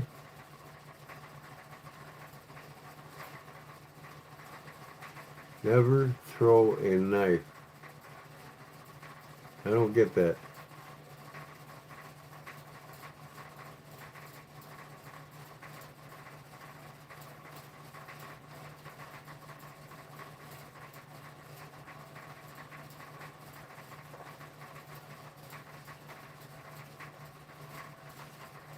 Okay. All right. Barbara, help me.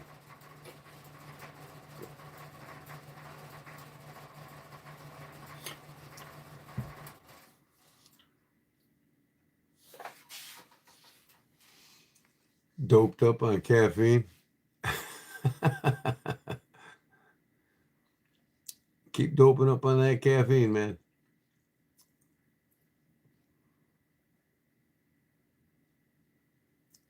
Cody, man, you're out there, brother. I'm telling you what.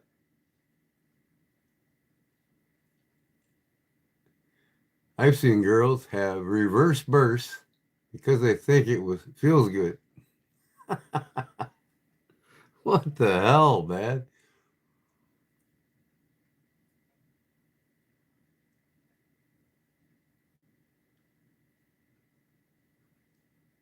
You went to bed early last night?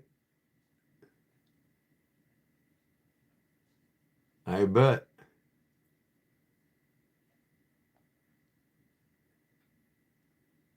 Hey, no offense, man, but how old are you, Cody? How old's your man hands?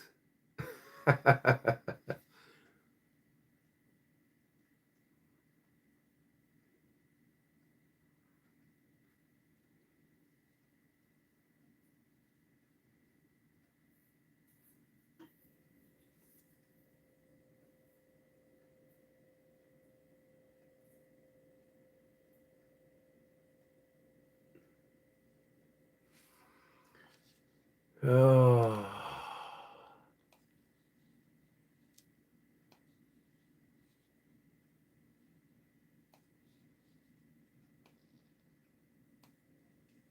Uh-oh. He's getting all the goofball knives out. Oh, wait a second here. I'm talking to everybody on my live stream about what they're saying on this other guy's live stream. What is wrong with me, man? All right, back to my live stream here. Show us some custom buck knives. Sorry, my internet is messing up. They were just so mean. Barbara, how have you been? All right, guys. I'm sorry. I'm back to my live stream now. I'm actually sitting here watching this other fellow's live stream, thinking it's you guys talking on my live stream. Oh God, I'm out there. You're tired, Barbara? Who took my socks? Gordon, you ding dong. I'm telling you what, man. Here I'm thinking it was you guys talking on my live stream. This guy's got some real yeehaws in his. Oh man. He's full of trolls tonight. Too much whack? No, I don't smoke that shit. Don't do drugs. Don't drink. I drink sweet tea.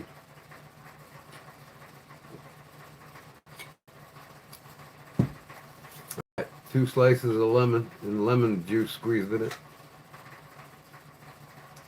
Lemons is the powerhouse of health. It cleans your liver and everything bad with it. Strengthens your immune system, makes you strong. Too much on Pall Malls? No, that was my 4th cigarette in 17 hours of being awake. 18 hours of being awake. That's my 4th cigarette you guys just see me smoke. I'm not dependent on that either anymore. I used to smoke 2.5 packs a day. I don't even smoke a half a pack a day now.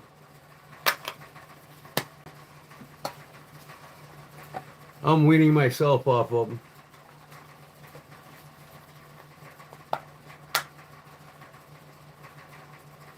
Nicotine's one of the worst drugs. Well, let me tell you something.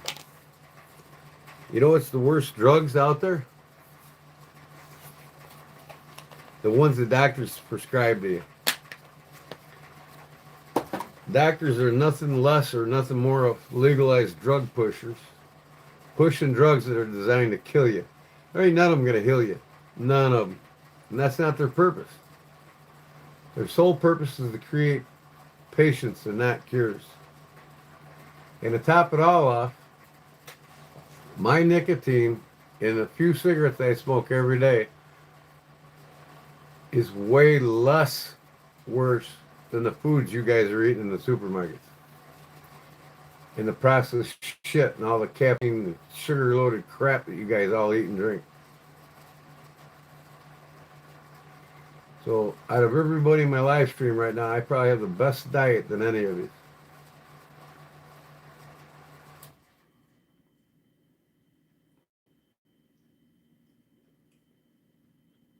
You have lung cancer? I'm sorry to hear that.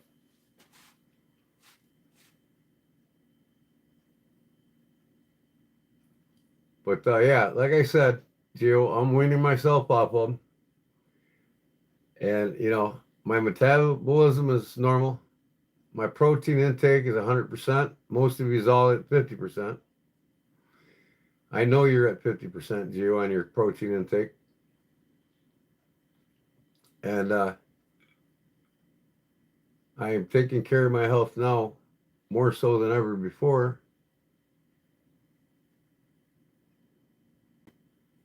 No, tell them it doesn't matter. If you eat less cow meat, yeah, eat less processed meats, yeah. But naturally grazed beef is just as good as naturally grazed deer meat. Deer meat ain't healthier based on meat itself. It's healthier based on its diet. I don't eat any processed meats, and I don't eat any corn-fed meat and industrialized meats. I don't. Everything I get is shipped to my house. My fish comes from Alaska, and my meat comes from Indiana. I spend $400 a month on my fish and my red meats and my other meats, my poultry and all that. And it's all naturally grazed and naturally fed beef, pork, chicken,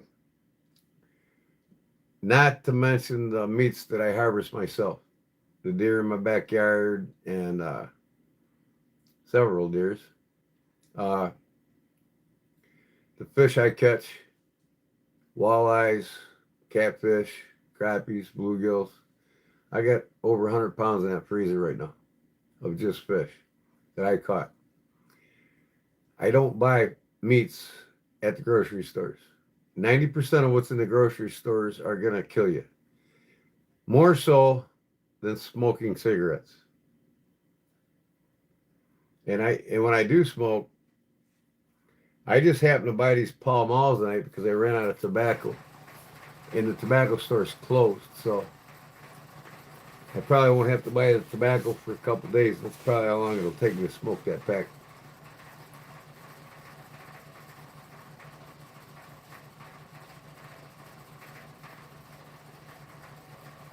They cut a walnut-sized chunk out of my right lung. Well, I'm sorry, man.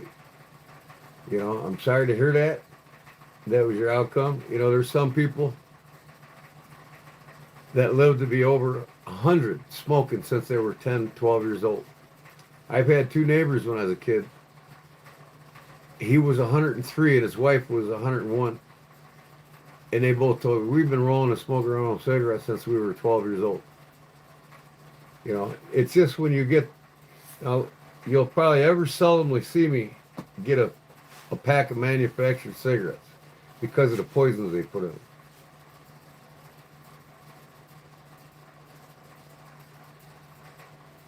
I hear you.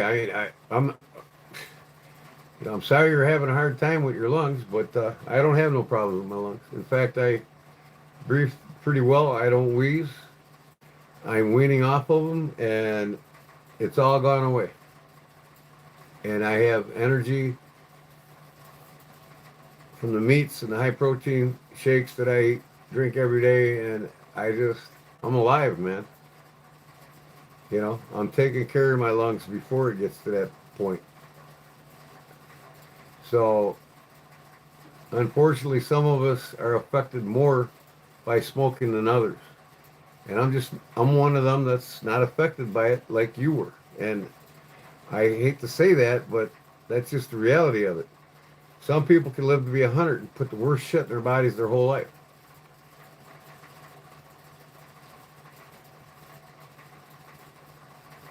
You can laugh all you want, man, but it's not affecting me. Like I said, you guys just seen me smoke my fourth cigarette in 16 hours. So it doesn't affect me. I don't wheeze. I don't cough. I don't have a smoker's cough. I don't even get a cold. My immune system's so strong. I haven't had a cold in like 7 years.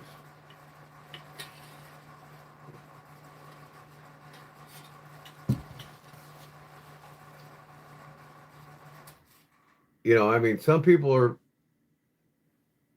they get the worst end of the deal when it comes to bad things for your health. I'm just very fortunate and lucky that smoking has never affected me, especially now that I'm quitting it. I quit drinking 17 years ago. I quit doing drugs 17 years ago, 18 years ago. I don't do none of that shit. And I don't eat crap in stores either. Subway, another example. The meats at Subway, everybody thinks Subway's a better alternative than the meats used in the fast food restaurants like McDonald's and Burger King. It's worse. Totally worse. People think deli meats in the grocery store is a healthier option than the red meats and all the other meats in the whole grocery store. They're the worst. People knew how deli meats were processed and prepared, made, and processed. They wouldn't touch them. They would not touch them. Yeah, you can't tell some of these younger generations this because they don't know any better. They're just a victim of it all. They don't know what's good for them and what ain't. And why does your government allow food in the drug industry? See, the drug industry kills more people in the United States than anything. over double what heart disease and lung cancer does. All right, there's 30 to 40,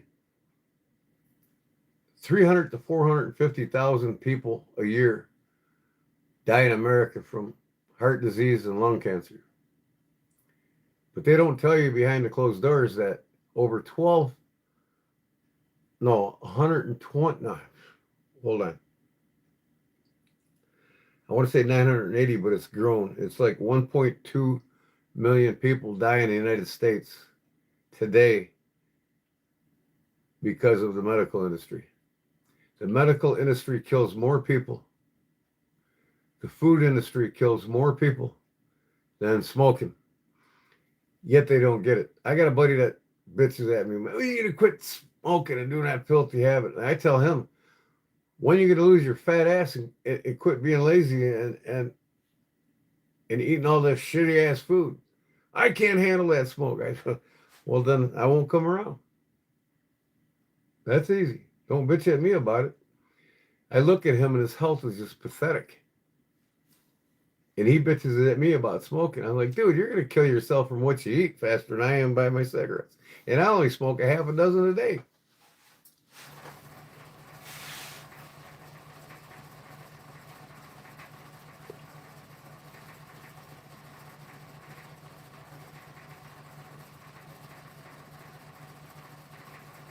Camel Light guy pack of smokes cost. And that's why I don't like to smoke these manufactured cigarettes. Because they're just shit. They don't clean the poisons on them. You know, you can't get no tobacco in America that isn't grown with pesticides on it. Because the pests decimate crops. So they have to put the pesticides on it. And with the manufactured cigarettes, they don't wash the shit off. They don't. That's a lot what's killing people. And there's even pesticide tracings in you know, the so-called more natural tobaccos that you can get and roll your cigarettes. You can't grow tobacco without pesticides.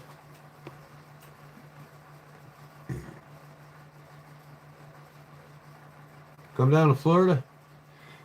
Well, I lived my childhood in Florida. And I love the Midwest. I probably will never move back down to Florida. Me and the wife's talking about putting a winter home on our property in North Carolina.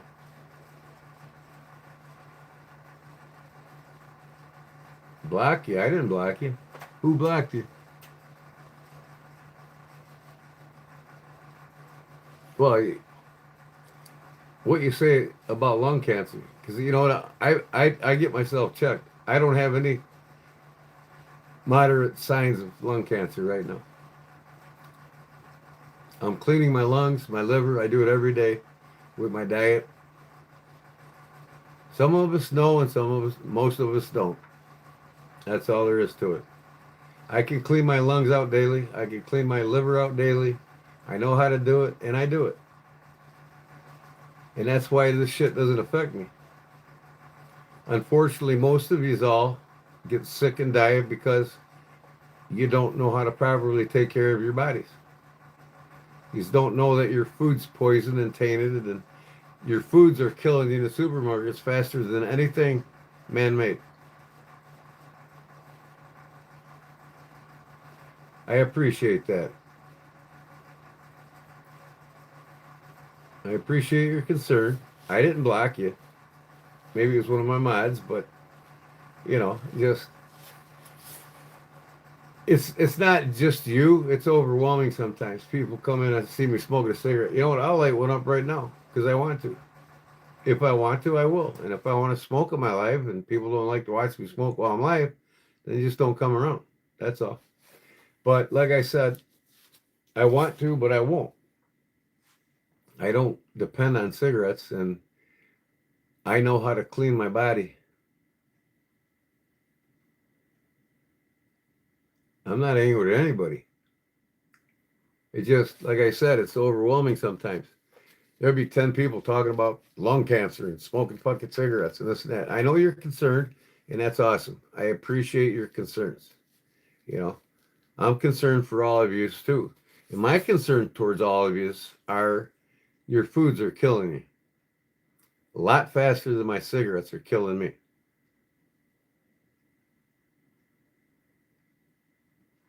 That's right. I do whatever I want, when I want. Mostly I like to talk about knives because this is a knife channel. And the things I love to do.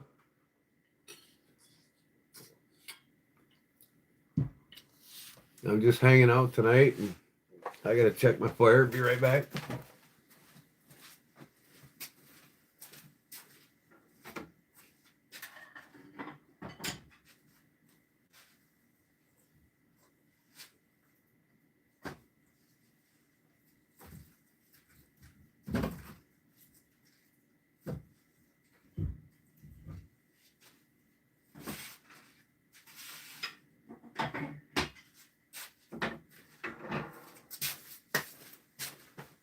Well, I was worried I didn't cover my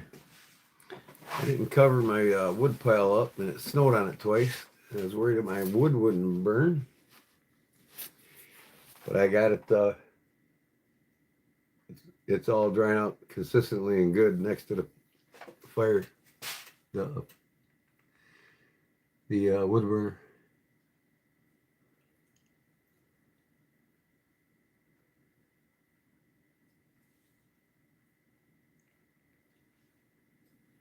Yep, I used to live in Holiday Springs, a community outside of Tarpon Springs, when I was a kid.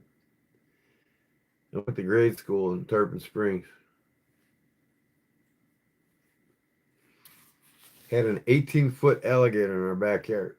It was in a water treatment retention pond that was fenced in. It's one of the biggest gators in existence at the time when I lived there. And from the locals, they all nicknamed or called him, before we even got there, Oscar.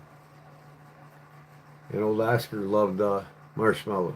So when I was a kid, 10, 12 years old, we used to throw Oscar marshmallows. He loved his marshmallows. We'd run out, he'd slap his jaws in the water wanting more. Imagine that, an 18-foot alligator wanting marshmallows.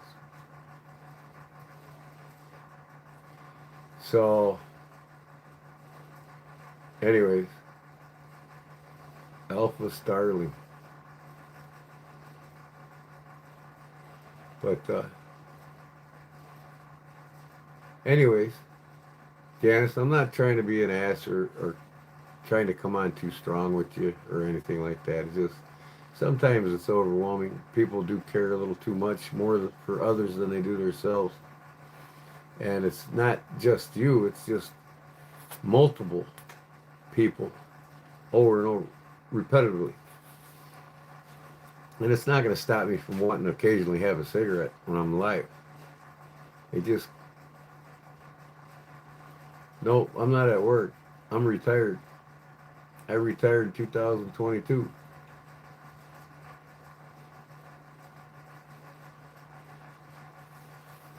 I've always worn my Bear jerseys with pride, brother. All my Bear gear. There's only one other team in the NFL that's won more games than the Bears. And they wouldn't be in existence if we didn't keep them from bankruptcy. No other team in the NFL has over 800 wins, other than the Green Bay Packers. And the Packers wouldn't be here if it wasn't for Hallis.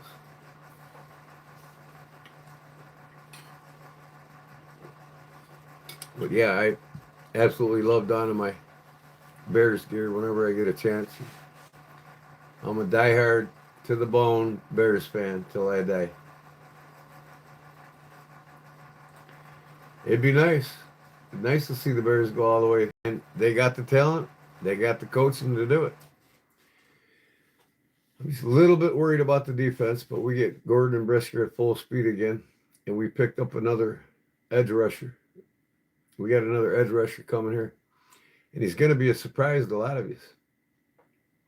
He's a badass. He's one of the top 5 edge rushers. And the Bears are working out a deal on him right now.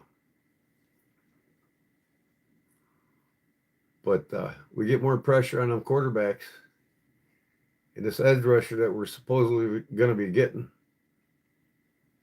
hopefully we get him, he's gonna put less. He's already got 12 sacks this year. The team he plays for now, and he's got 38 pressures on quarterbacks this year already, and we're not even halfway through the season. Well, we are halfway through the season, but if we address our edge rushers, we get this edge rusher, and Gordon comes back, and Briskers and them are doing good and stay healthy, we'll be in the playoffs. So it's going to be something to see them go all the way. But, last time was what, 2016 with Cutler? Or was it Grossman? I think it was Grossman. 2016, we played Indiana, and Hester ran it back for a touchdown on the kickoff, the first kickoff. And then Manning just put the boot in our ass, man. Indianapolis is doing good this year too, man. They're damn sure going to be in the playoffs.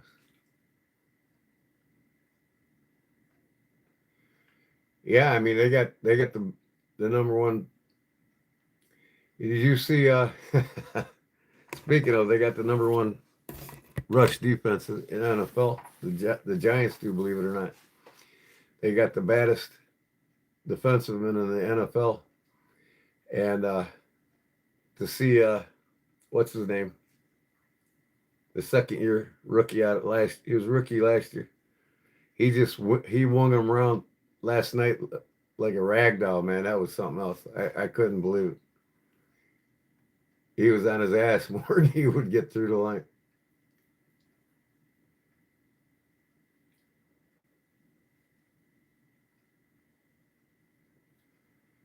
Oh my God. Ooh. E.T. phone home. Oh, God. Thanks, Barbara. Brown sugar. I almost got him. I was reaching for it. Where do these kids come from, man? You're supposed to be in bed. You got school in the morning, you dumbasses. Respect from England. Love England. Dart and scat hype soon went. Dart and scat type hype soon went. Strokes, what are you talking about, brother? Is that like a phrase or a quote in England or what? What's this kid doing now?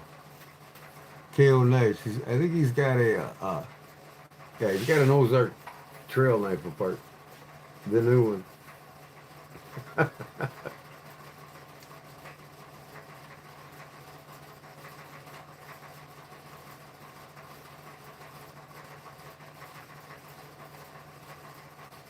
Gia, what the hell? Can you translate all this into English or what? If you're from England, you know English. You could probably speak and write English language better than 85% of most Americans here, that's for sure.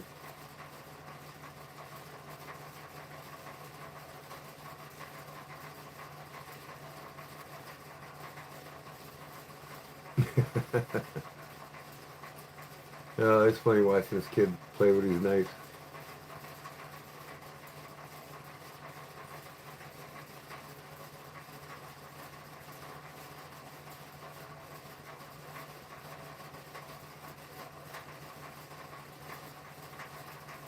Dart and scat at the Giants. Their fans were going to win Super Bowl last month. They were.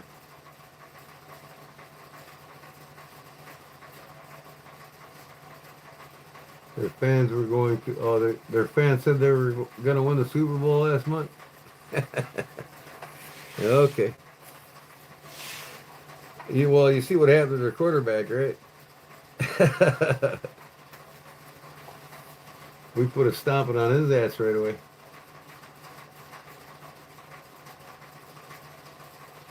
Hello, Kentucky. Bluegrass state of Kentucky.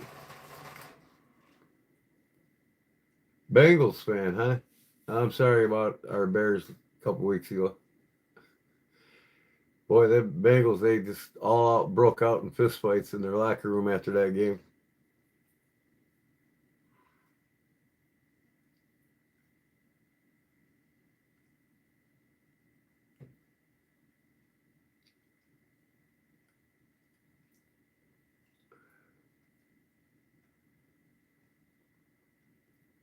You're originally from the Chicagoland area, so you should be a diehard Bear fan then, right?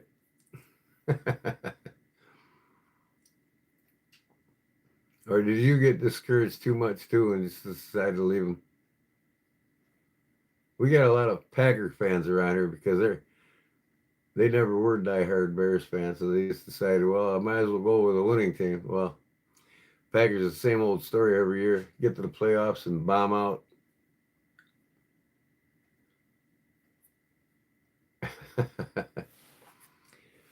What do I want to do, man? Maybe I want to take a knife apart or something. You check my fire again.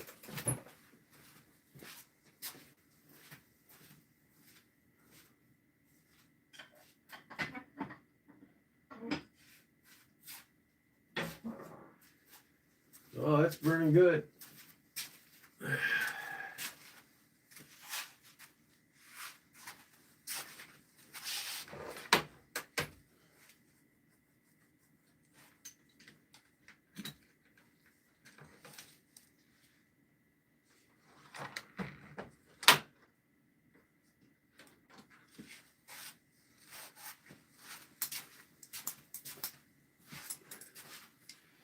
Here's the two knife scales got out on his table in his live right now. He's got this one he's taking apart. I gotta clean this thing, man. Dirty. And he's got this one here. Wonder if he took that apart yet. Oh, he took it off his table.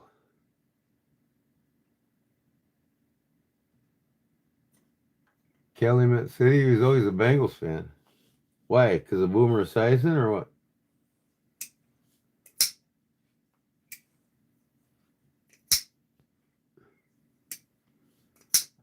What made you be a Bengals fan when the team with the most Hall of Famers is the Bears?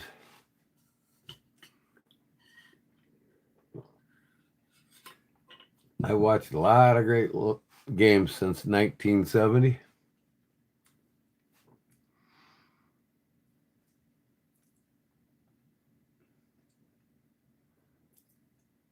Oh, what did he do? He put that knife away? Did he screw it up or something? I gotta take this. Let me see here. Oh, he got it back together. Okay. I'm watching this kid live.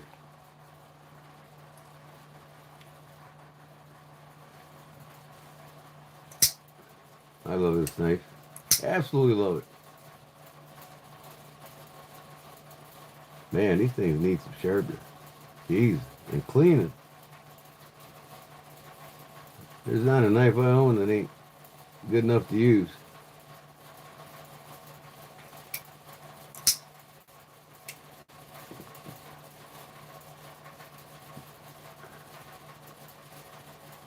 Yeah, and then there's a lot of crybaby Bears fans too.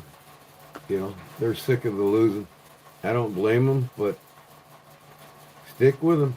There's always a great team around the corner. And now we're building a franchise finally. Now that the old lady's passed away, the kid can actually build a franchise again and not be limited by his mother.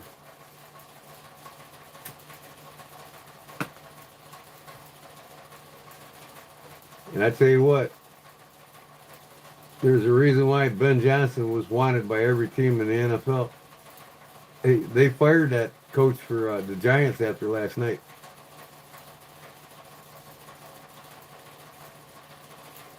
Ben Johnson's the greatest strategic offensive coach there is. See, when here's half the teams in the NFL, they just don't get it. They see what works and they run with it, but they don't know why it works.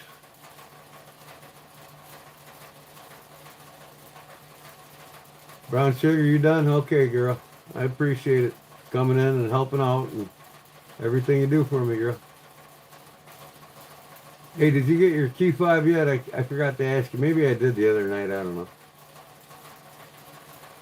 Anyways, hope your week goes nice and enjoy it. And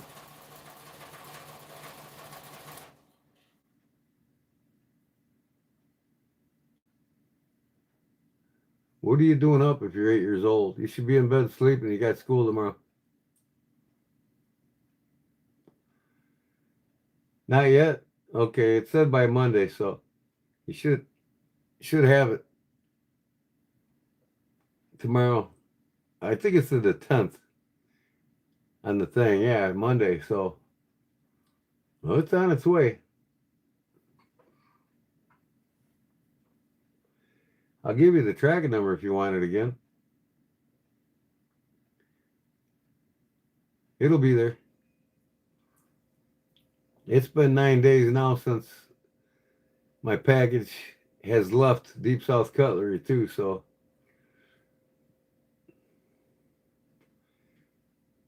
I gotta head to work. I'll be safe. You too, Tim, man. Appreciate you coming in, brother. We'll see you again. Wednesday night, I got another giveaway. I make it and give it away.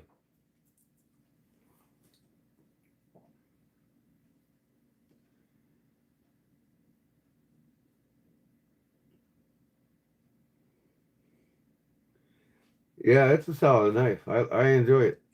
Like I said, I get things like this that I want to use, you know what I mean? All the rest is just flashy hearsay, there say. You know, I'm not really big on buying new modern knives anymore. If I get them, they're going to be like users like this.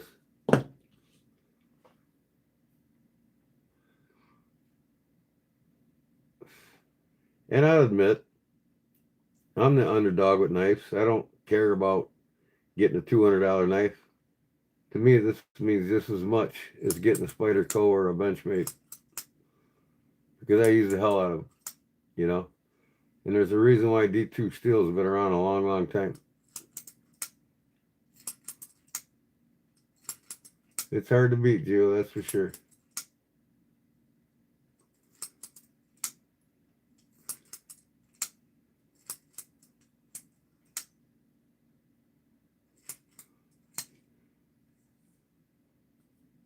I mean, it's not really about the steel with these for me. It's use it and abuse it. When it's done, get another one.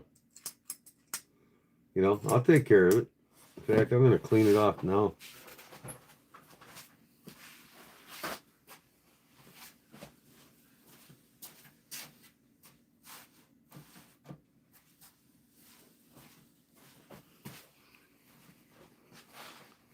Little Gojo.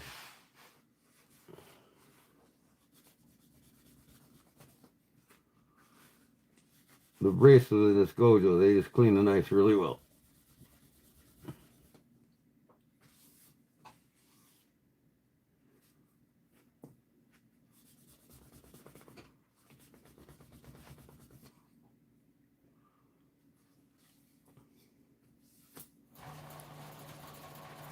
Clean.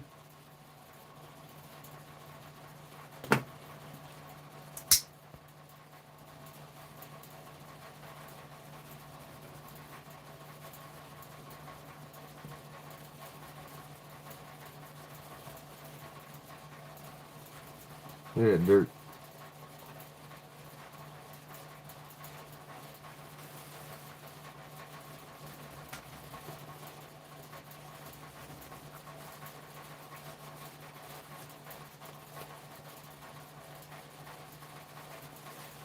You can tell I use my knife.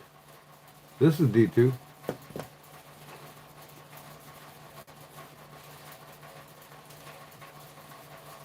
Palatine, Illinois. Cool. So you're just north of me. I'm 60 miles south of Chicago, Illinois I-55, off of Route 66, the old Illinois 53. Small town called Wilmington. That's my hometown.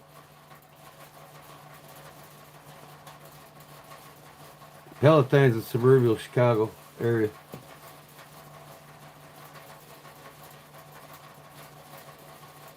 Local 150. I'm a retired 174 carpenter. In fact, my old BA is now the Chicago District Council president. I got 43 years. I retired in 2022 from Local 174. I worked on hundreds of jobs with Local 150s guys. In fact, my grandfather was a mechanical contractor, and he had over 150 guys working for him every year. You cut concrete? Awesome. Hayden's Crossing a few years back. Yep. They got good food there now, actually. Old Tommy Hayden, old buddy of mine. Or I should say a family friend.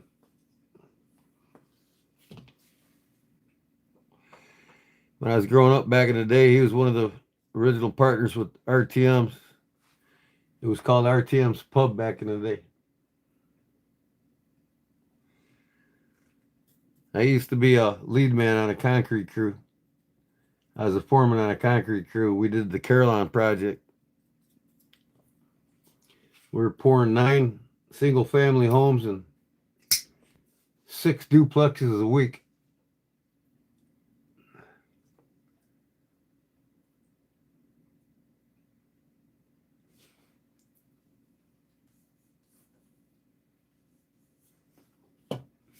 So I take it you heavy machinery to cut that concrete. That's what you run with.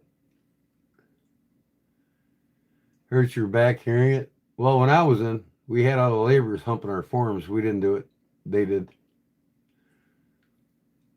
Oh, I'm enjoying it. But I think I'm going to go on another job or two. We can work and collect 40 grand a year and still receive our pension while we're retired. We can work up to 40,000 a year out of the hall, and then we got to quit. So I do it a couple times a year to supplement my income over my retirement pension. Hydro-powered wall saw, hydro chainsaw. Yeah, I know what you're talking about. I just never been on any jobs where they've worked with them.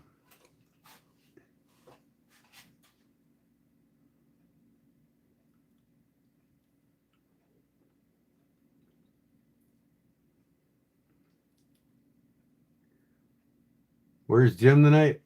Well, I emailed him. He's probably in a hotel room.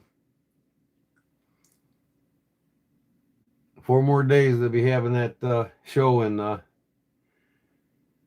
Elville, Georgia, at the Knife Doctor's Joint.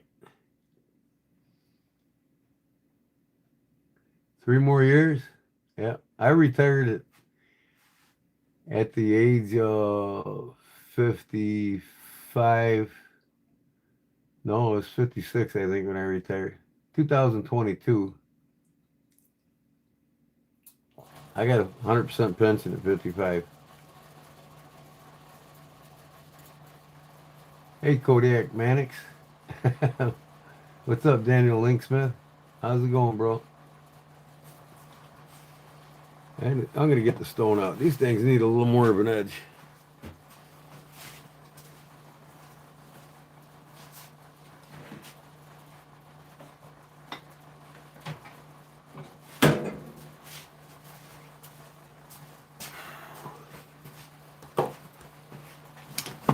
Not a stone, but you know.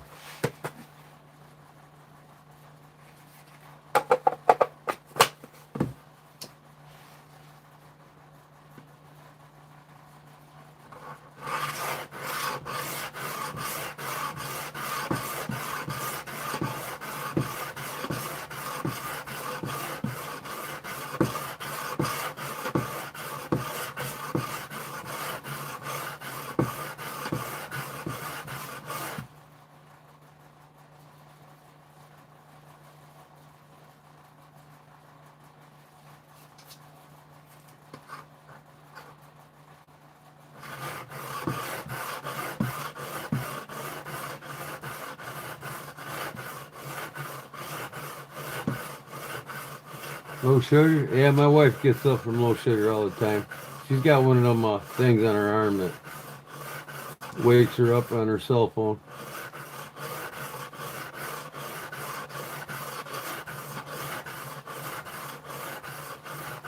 It's just a shame they don't cure that shit because there is cures for it.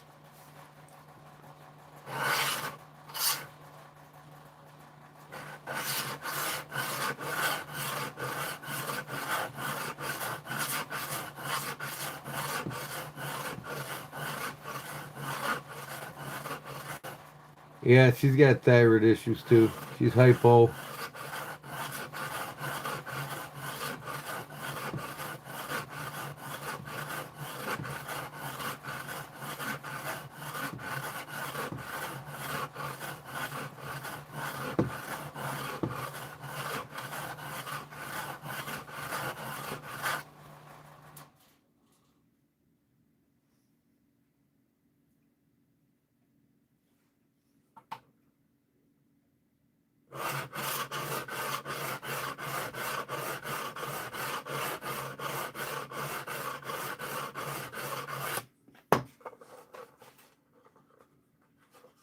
Beep, beep, beep. Yep, that's what happens. That's why I don't go to bed when she does. I go to bed afterwards. She's well into her sleep. She'll get up and eat something, balance it out, and then go back to bed, and then I usually go to bed. I don't like being woke up by that damn thing.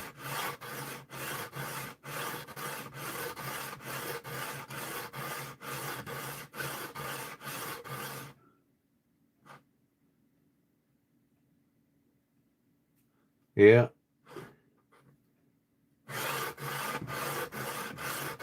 I took a power nap before I went live tonight. Did 2 hours of rest on the couch. My wife watches these goofy ass YouTube channels on the television. She likes all them farm channels. Longhorn Lester.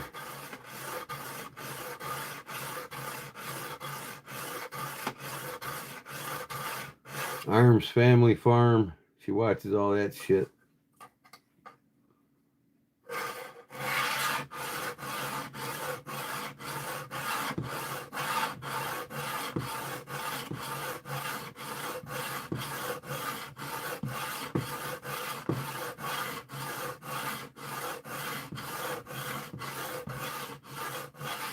Your husband too? Does he watch Longhorn Lester? He is a goofball, I swear to God. Longhorn Lester. He's raking in money on YouTube though, man. You gotta give him credit. Paying for his ranch.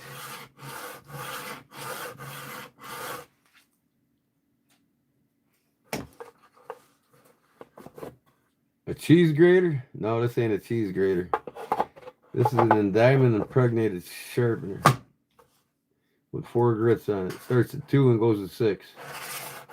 That's all you need. You don't need to go higher than 600. You buy a case knife, it's sharpened to 400. That's it.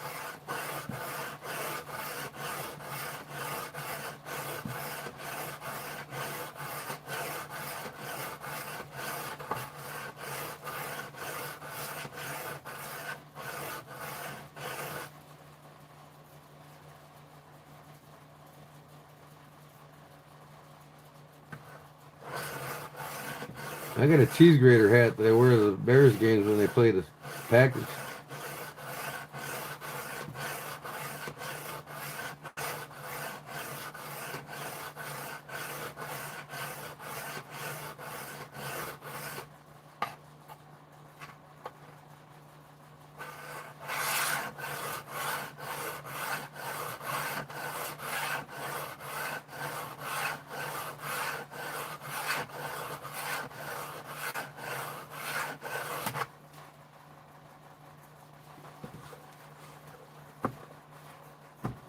You saw it? Yep, yep.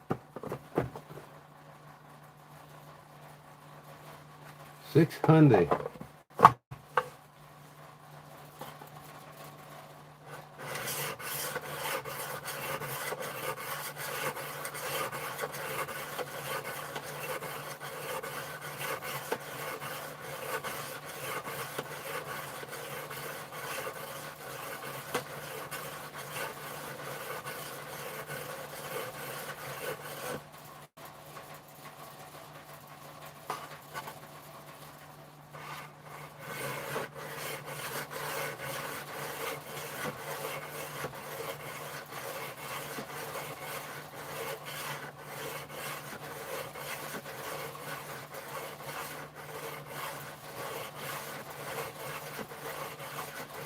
Just takes down that D2 like nobody's business.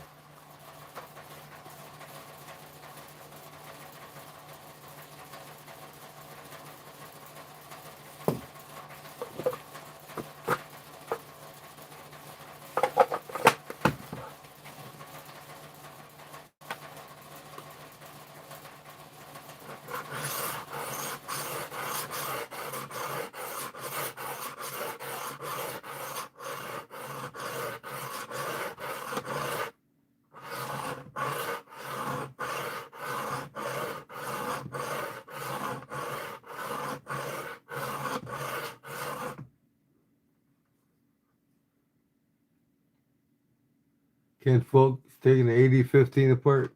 Yeah, I've been there, done that. I've actually got one that I custom put my own scales on it. Have you seen it? Mine's one of a kind and it's badass. That's the most indestructible pocket folding knife I would take over any knife ever made.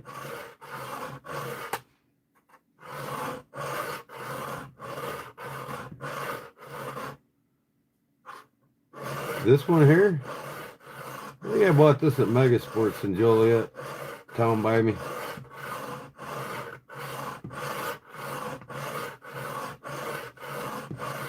It's convenient because it's got all 4 grits on it.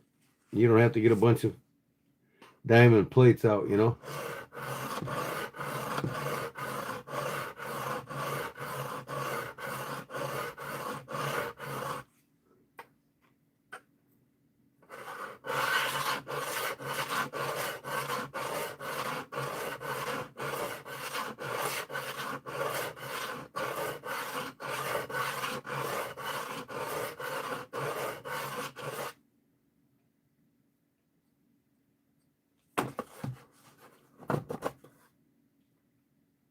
I don't make Damascus knives. I don't care for them. I only make them out of high carbon steel. I don't want 3 different altered steels weakening the integrity of my toughness of my knives. So I stay away from Damascus.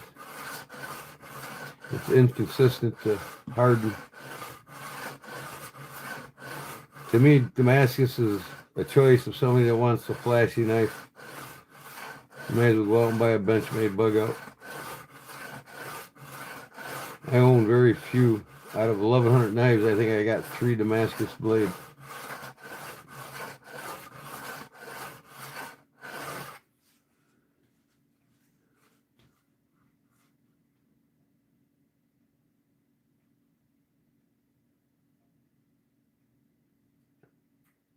Holy hell, Harley.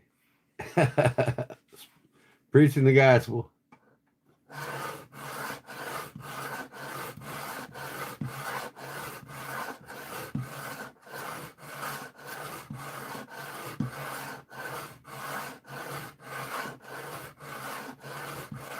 You want to see it, Daniel? I'll show it to you here in a second. Let me finish this knife.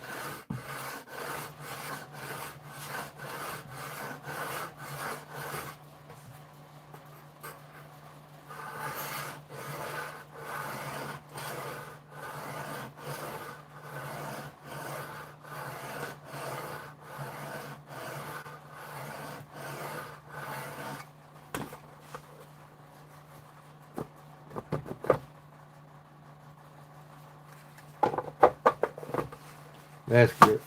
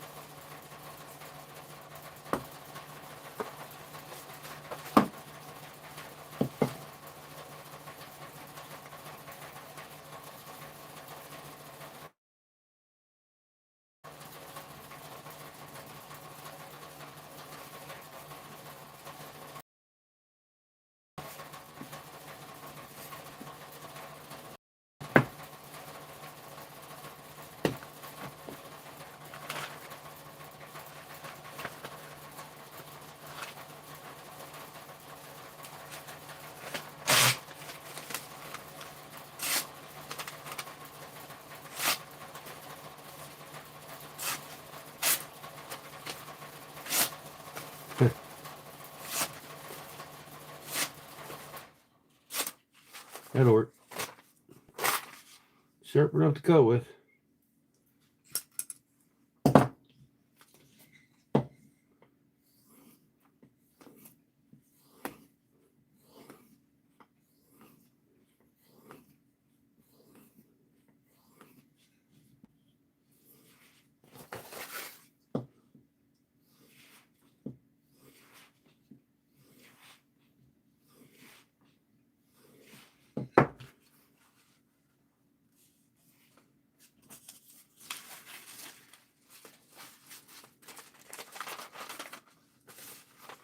What knife, what steel that I find makes a good knife for practical use and toughness?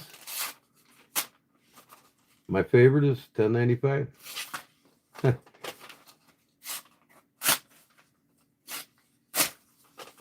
little more sharpening it, but it's still cutting nicely.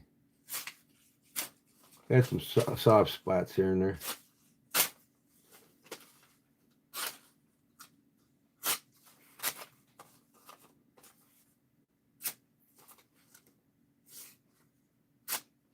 Yeah, I can hit it some more. It's still sharp enough to cut though. Oop.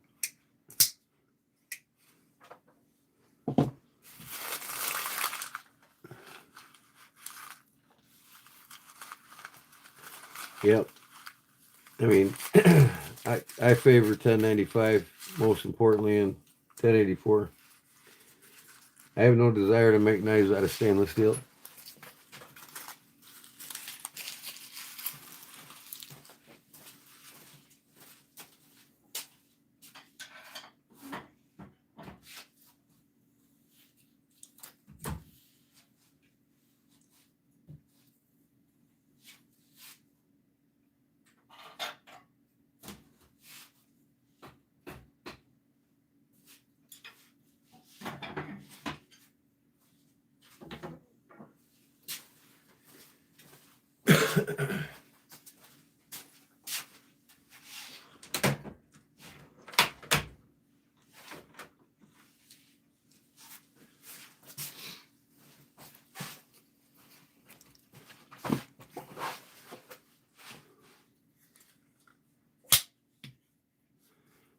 There it is.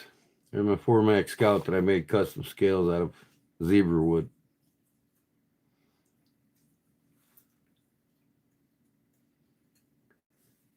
Friction folders. I've got a couple. I don't really care for them either.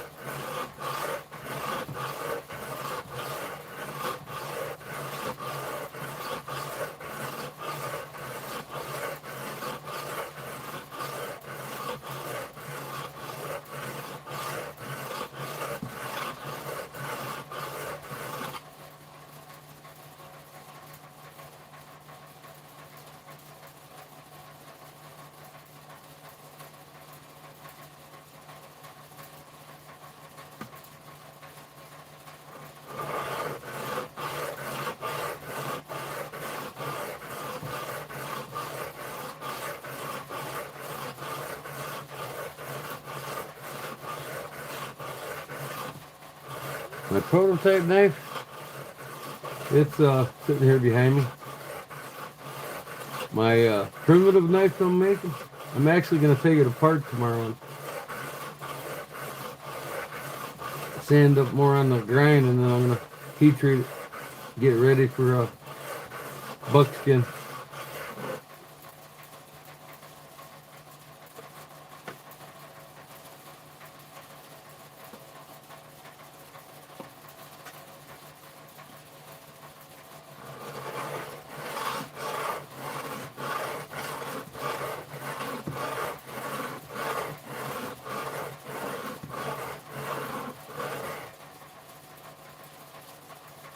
Giving you ideas? Yeah, I mean, it's beautiful wood, man. I've done this probably a couple years ago.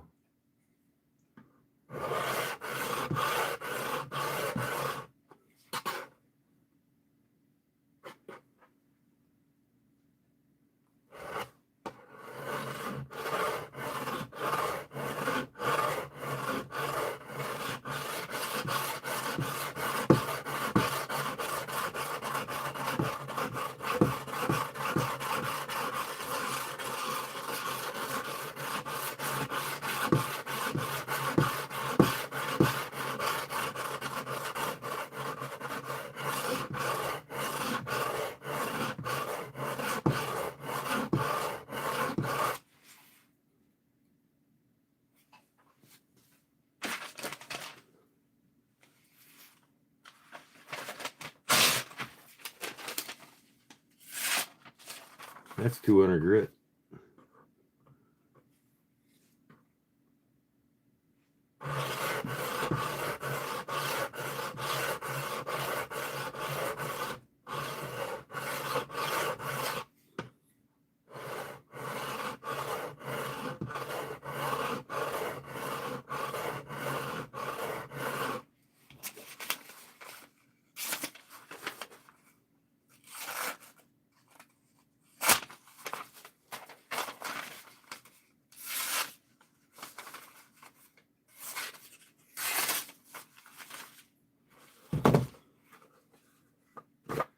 How do I heat treat? Well, heat treating is the easy part. Annealing, or not annealing, but man, austenitizing is a different story.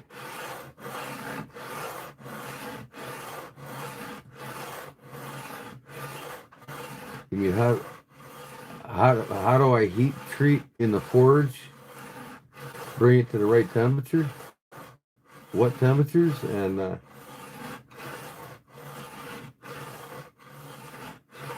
bring it up to a high heat, usually around 1900. Its first quench, or first time in the forge. Then I'll let it air cool for about a good 10 minutes. Then I'll do 3 thermal cycles at 1470, 1520, in that range. Usually when I do it, I can tell by the color of the steel when I'm in the range of between 1460 to 1520. Then the last before the quench, I'll do it about 1420, 1430. Then I'll dip it in the Parks 50. And then the heat treat it, I put it in the oven for 2 2-hour cycles. First cycle of 450 degrees. Second cycle for 2 more hours at 400.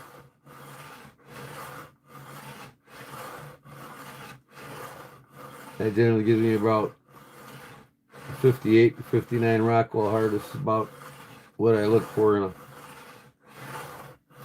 perfectly usable blade for toughness. I'll never go over 59 Rockwell hardness on my 1095.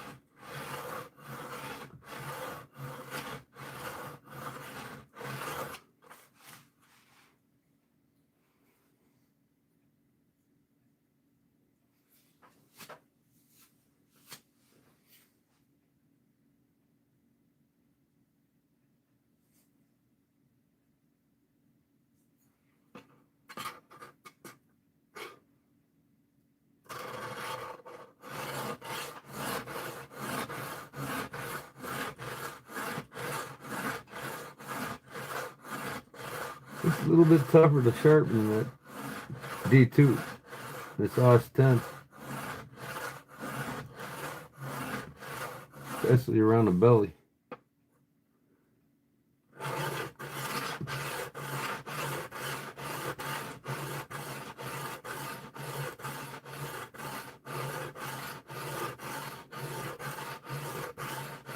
Really, this is the most indestructible knife, folding knife you can get in the market, period.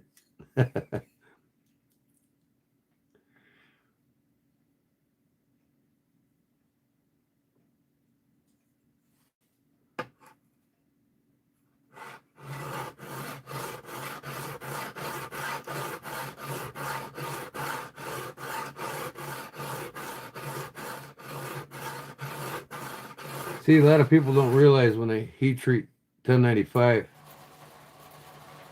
you want the blade to air cool in between your cycles in the forge. Not meaning for half an hour or anything, but a good 5-10 minutes in between. It's time in the forge. It's called austenitizing, where you compact the fur lights in the carbon steel. And that's the key to getting a good tight grain with the fur lights. You're just putting it in there at the right temperature for the right amount of time, and then letting it air cool. You just drop your last austenitization cycle down a good 200-300 degrees. It makes a perfect tight austenitization of the fur lights. They get in their tightest pattern.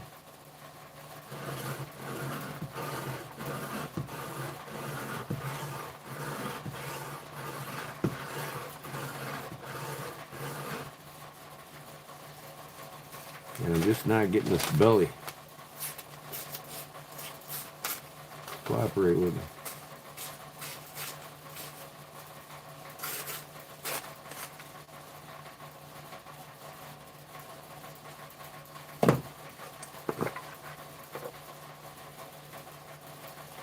Back down to the 200.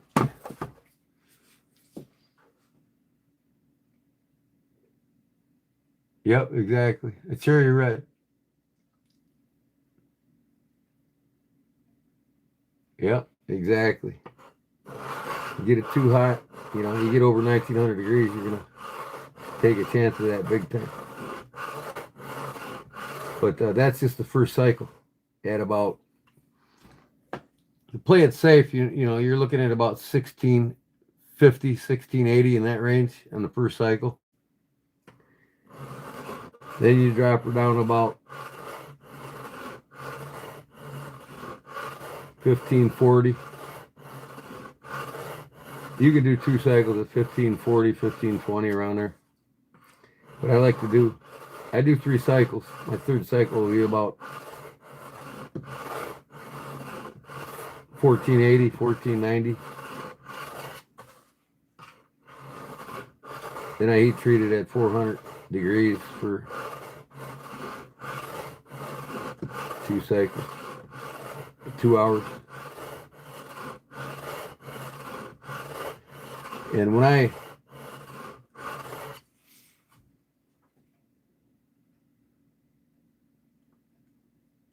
do my my cutting bevels, I don't even put them in till after it's heat treated, because I want the steel to be a good half a mil less than half a mil, about a quarter mil minimum, all the way down the edge before I put a cutting edge on it. That way you lessen the chances of cracking.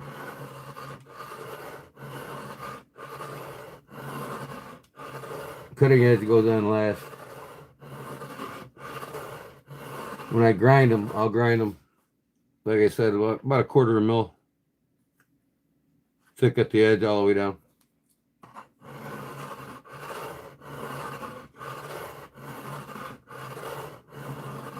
I don't usually use these stones when I sharpen my knives. I use the 2-inch sander grinder,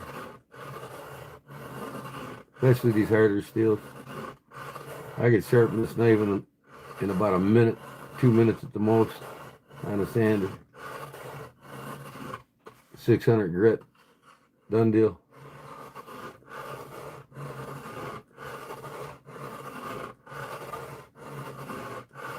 I'm just killing time here.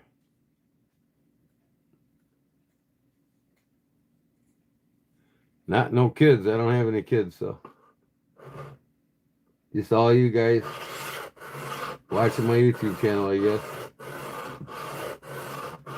I'm gonna start doing a lot more videos of my bladesmithing in the forge. I've been doing that for years, just keeping it to myself. But people want to know, so it'll help grow my channel too.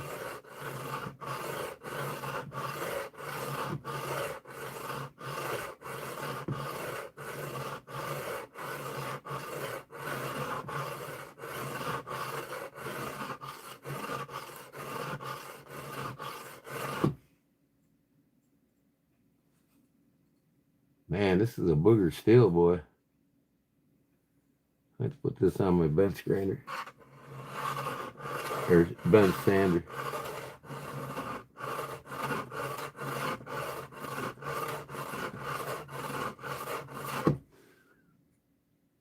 In fact, I'm just going to quit until I can't run it tonight. I'll wake my wife up.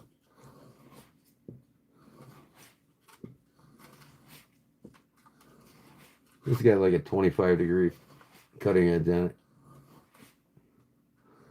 Probably 22 and a half, somewhere around there.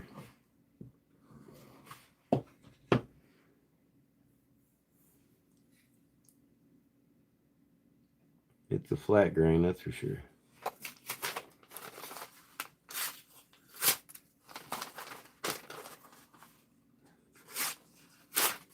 Yeah, I could proceed.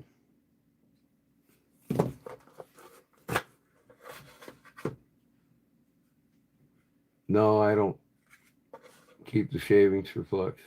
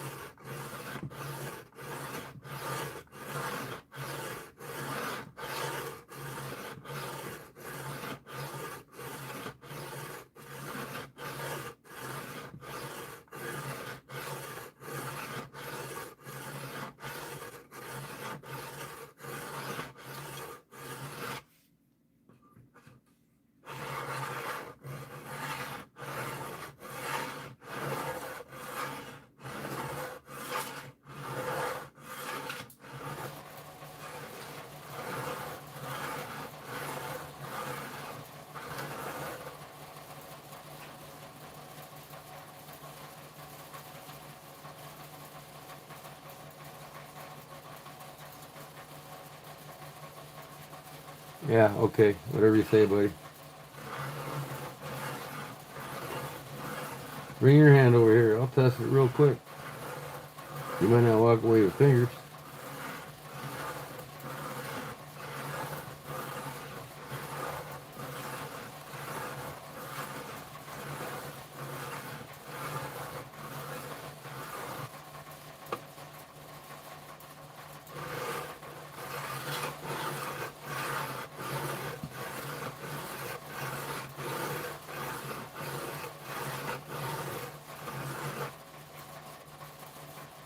Yeah. Okay, here we go.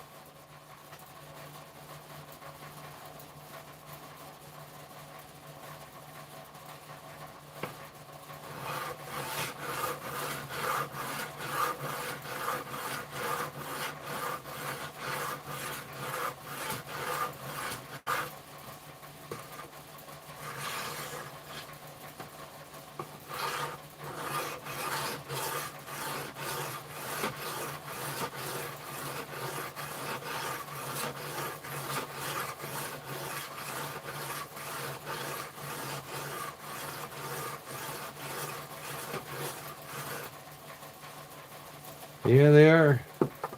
You know, hey, it's what makes the world interesting, Barbara.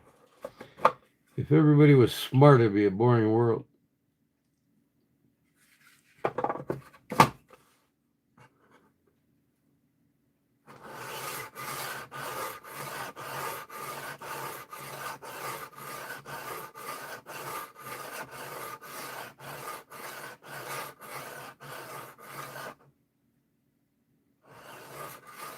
Usually a bunch of kids. The last two generations are lost. They just don't have a clue. Because they were born and raised that way. They think it's normal. This shows you how feminism works. Against the people's will.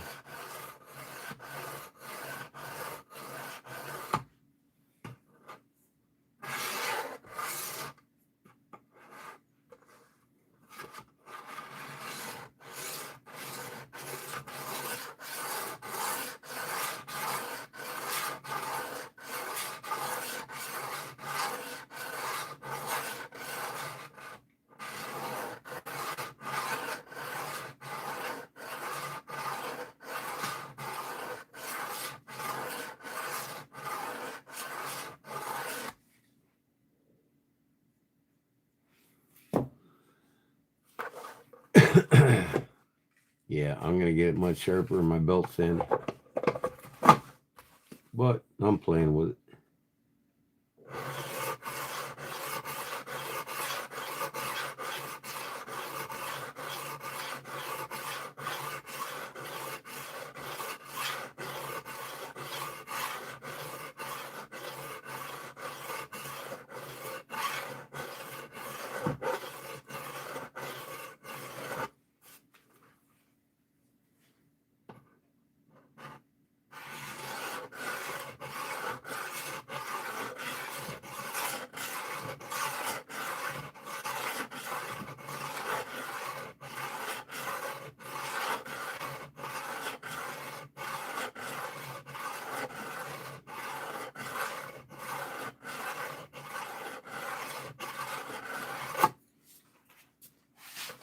I'm done.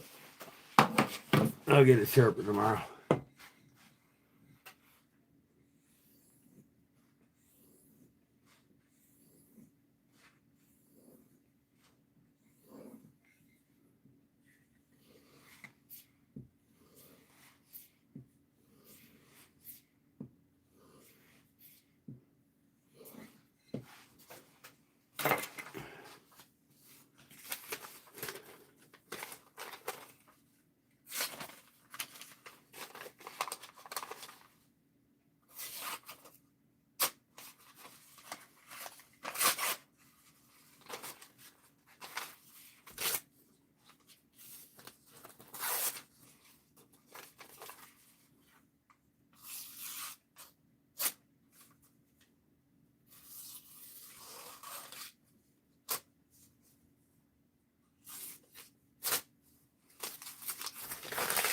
Good enough. It'll cut.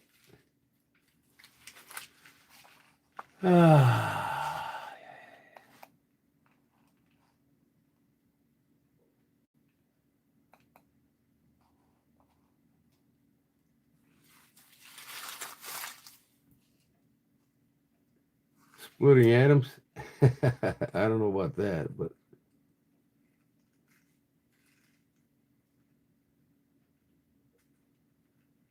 it's cutting the skin out my hand, that's for sure. That's all that matters.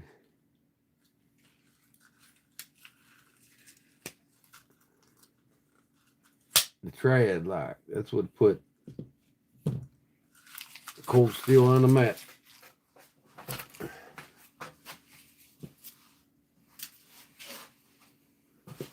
Another one of my favorites. I put custom scales on.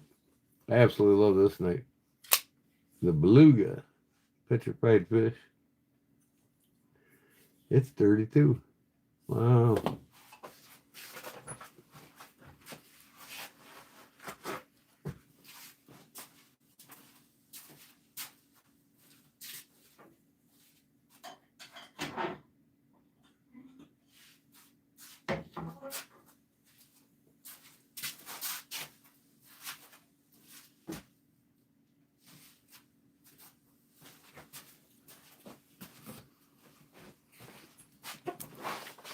This is a burl birch from Sweden.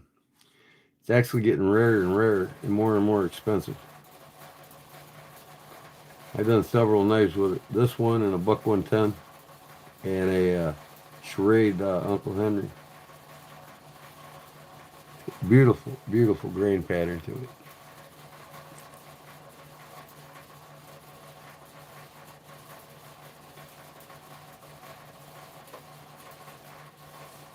Yeah, it's one of a kind, Daniel, that's for sure. You can have a one of a kind from me too. All you gotta do is email me and I'll make you the knife scales.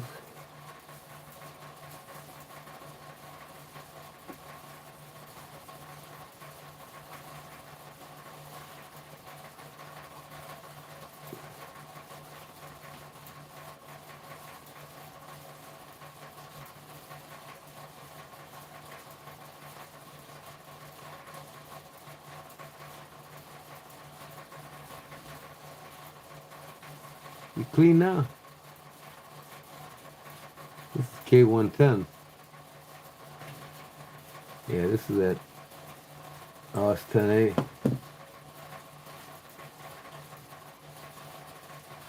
Yeah, this thing needs a sharpening too. Man, maybe I'll just hit it with the 600.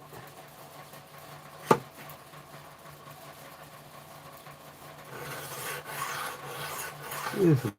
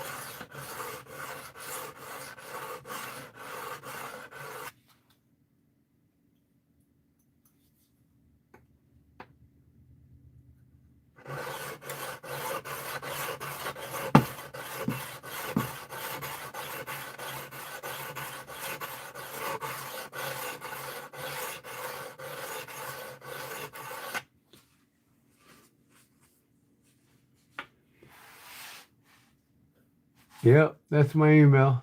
You can get a hold of me, have something made anytime you want. Knives, guns, and guitars. I make knife handles too for pistols. I did a pair of pistol grips with for a fellow with what was it? Tiger maple. And I down the center I put black walnut. And he was a military Purple Heart recipient, so I put a Purple Heart in the middle of the handles.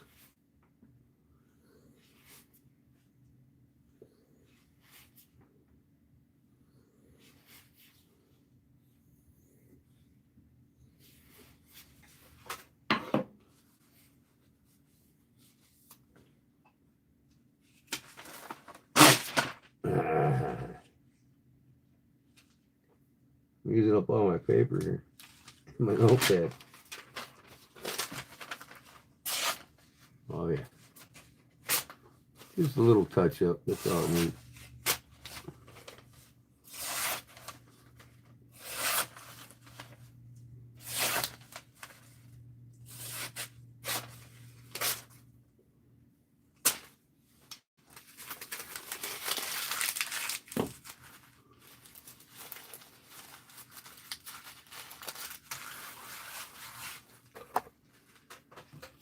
Yeah, that K110 took down quick with that.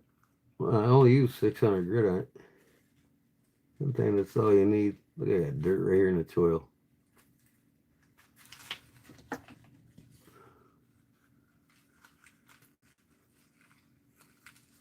Nothing like a 60-year-old Victorinox, right?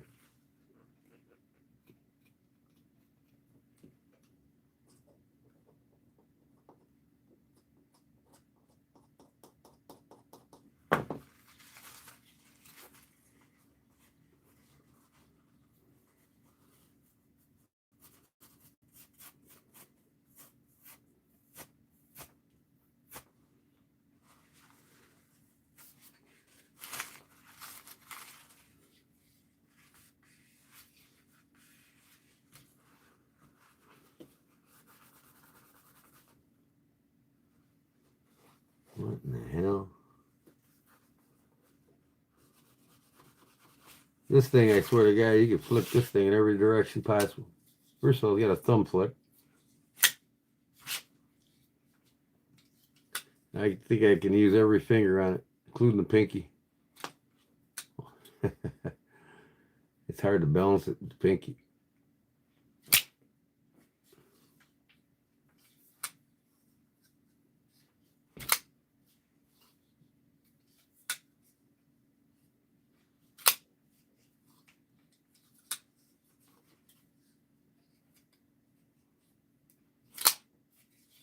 Yep, I can flick it with every finger. I want to get the fixed blade beluga and put the same scales on it. I haven't bought one yet. I'm surprised I haven't, but I'm going to get the fixed blade beluga. I made this lanyard for it. And see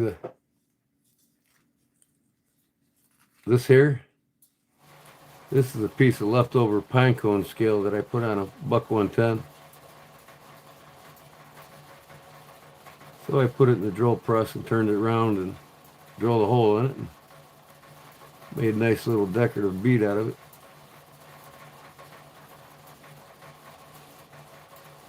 Everything matches and flows nicely with the knife.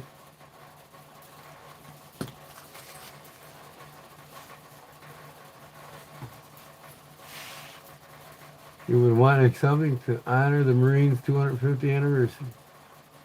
I can make it happen. I've done a couple Marines combat knives. I made one for, let me see. I made a fighting knife for a Recon Ranger. And then I also made a custom combat fighting knife with a 6-inch blade on it for a airborne ranger from the U.S. Army.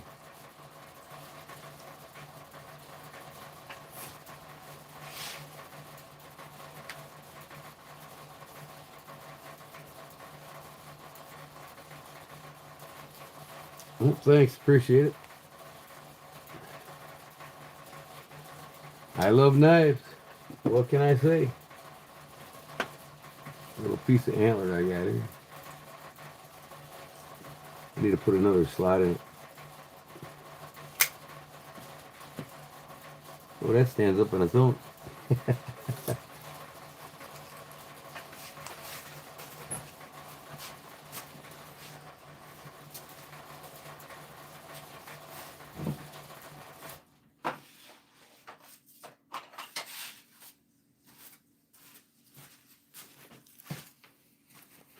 See this here lanyard? That's what I cut out of leftover scale from a buck 110 I did pine cone. I've got the video in my shorts of the knife after it was done.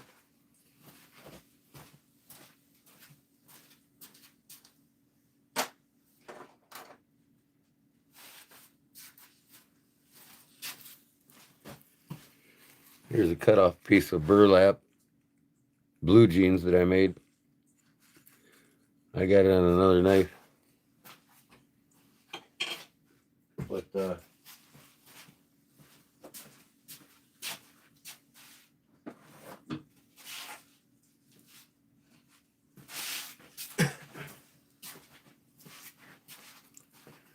I gotta finish this one here. I left it out the other day so I can finish it up. I gotta get it done. This thing's been sitting a month. But it's a Rich Light micarta. And I carved the bolster in the rocker lock bar, the vine pattern, and the liners are also carved. I got to do a lot more sanding on it yet, but I got to finish the scallops on this side to match that side. Buck actually offers one with Rich Light just like this, but they don't carve this and they don't carve the bolsters. I'm probably going to flute these too. Bring this through. Flute it across, just a single flute. Then I'll polish her up, should be done. I didn't carve the blade on this one, just a rocker lock bar.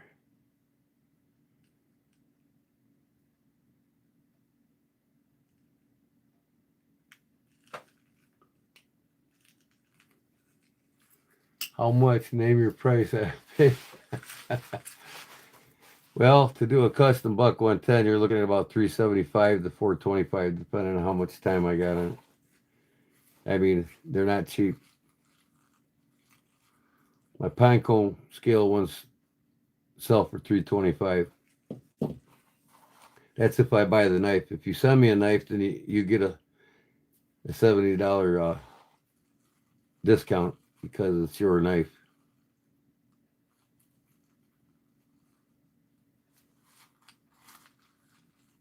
I do too. I got more coming. I got another one I started too. I got to start working on.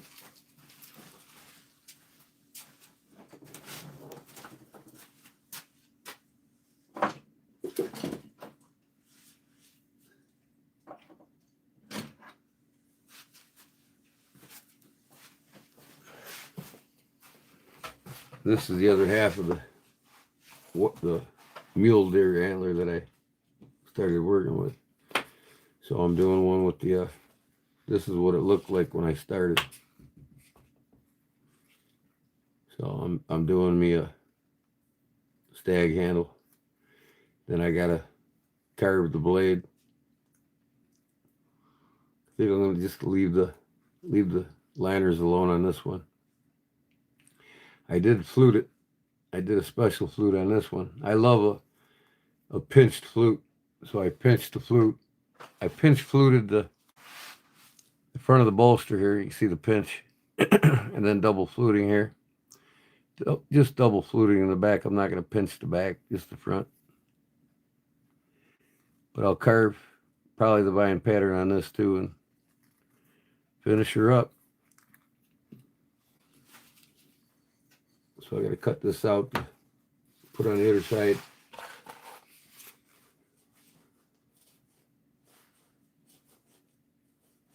A lot of guys love the buck tens. A lot of guys collect them in every and any way possible they can. You know what I mean? I mean, I would rather buy a collection of buck 110s than buy a bunch of powder steel knives from all different makers around the country and the world. I mean, you know, there's value in it. You know, these powder metal steels, they probably never see much value over a custom knife ever. You know, you get something custom made for $300-400, you're going to resell it for $700-800, especially the more popular the maker gets. So they're an investment. I mean, you're going to pay a lot more for one than a $69 buck knife.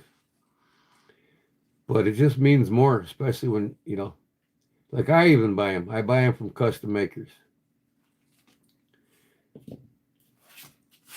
Because everybody does things differently.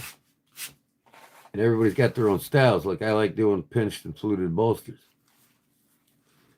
You know, when I make my own knives, I do the same thing.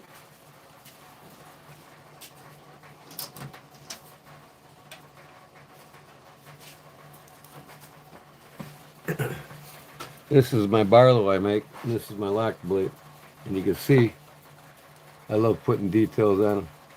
I do want to, however, get set up to have one of them spinners and start.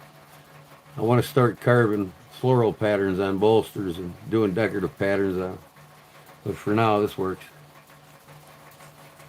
This is my lock back, made out of 1084 high carbon steel.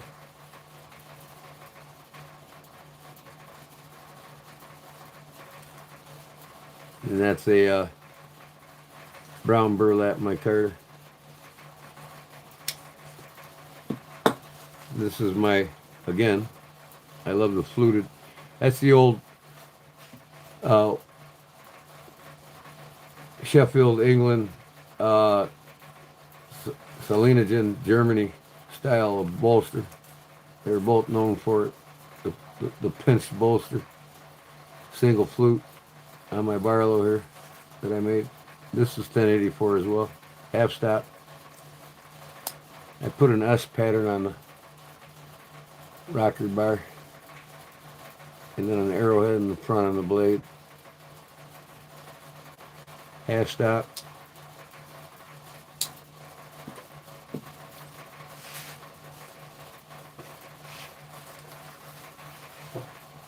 One ton Magna Cut or something to send it to you. I have got an auto 110. I haven't got an auto 110. You know what? I haven't gotten an auto yet either. I'm thinking about making one, but I probably will get one eventually. I just not in no hurry to get anything like that. I mean, my knife works. They're just old school techniques and basics. You know, that's worked for over 100 years, and that's what I like sticking with. But I'd love to do you one on a Magna Cut. Carve the rocker lock bars on them. Now, for convenience and for cost efficiency, even a Magna Cut blade, I highly doubt they use Magna Cut on the springs, on the rocker lock bars. You know, they always use a cheaper material on the rocker locks than they do the blades to cut costs. And I'm pretty sure Buck does the same thing.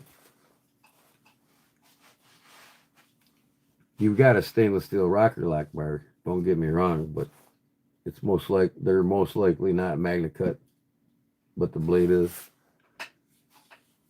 Either or the Dremel tool, I take all these down with the Dremel tool anyway, so it'll take that Magna Cut, no problem.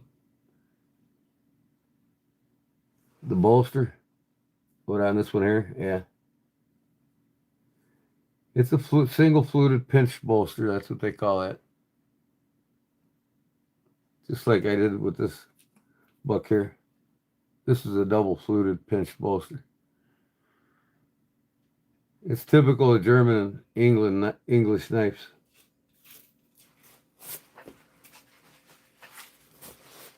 I like toying with the old school techniques and ways of their thinking back in the day.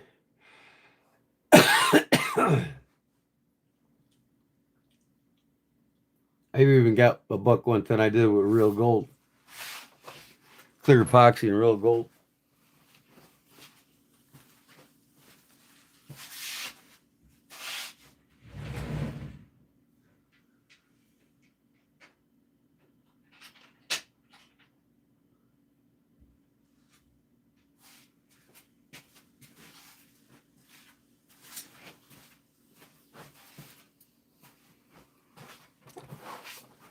Here's a 110 Slim I did. I took them ugly ass orange scales off of it, put my own on there. This is cherry wood. I put the bear claws on it, and then my logo claw with Kodiak Edge on it. I didn't carve this one, I just did it up. But this is real gold in here. And I did the vine pattern on it all the way through.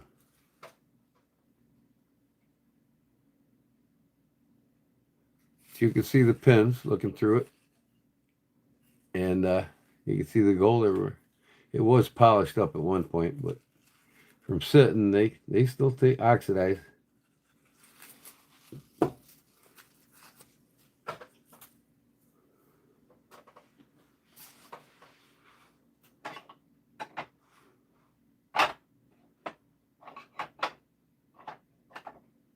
Where in the hell is it?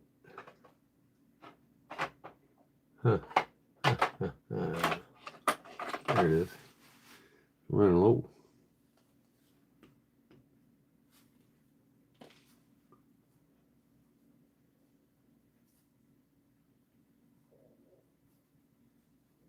The charade style? Or are you talking about the LB7 charade?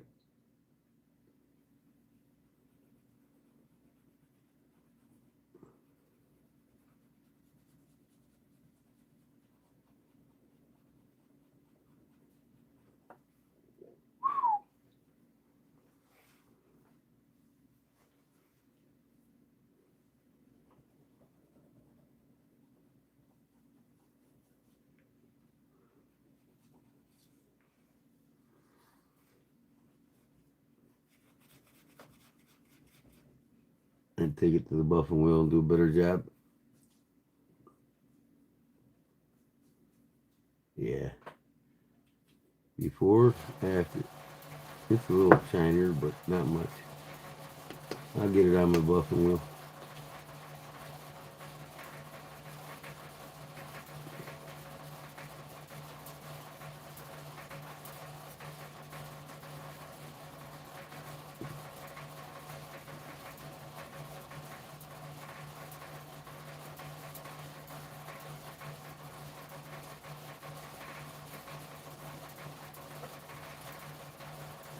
I put white G10 liners on this.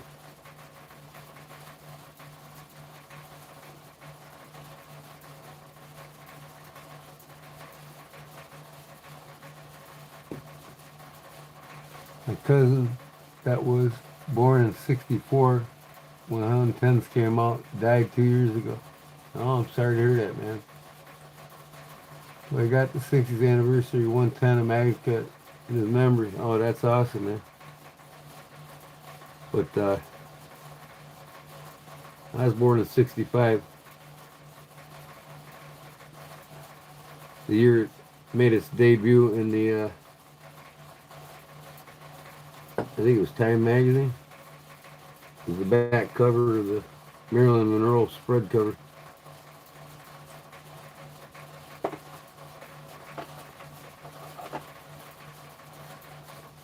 The pattern on the Barlow I made, that's called a single fluted, you know, that's fluted. And it's called a pinched, single fluted pinched bolster. You know, where it's carved down to appear to look like it's pinched. Same with this. Double fluted, single fluted. Because there's two flutes instead of one. And then it's pinched. I carved that down pinched. So, you know, it's not flat like it is in the back.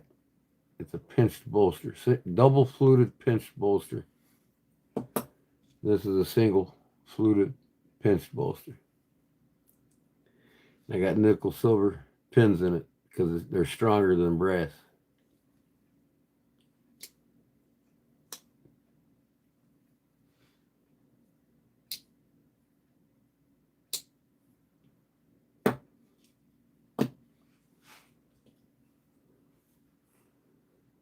This one here is a 1969 or 70. I think in 1970. The dating stamp. This one here is a newer one. Yeah, this is 1987. That's 2 years after I graduated high school.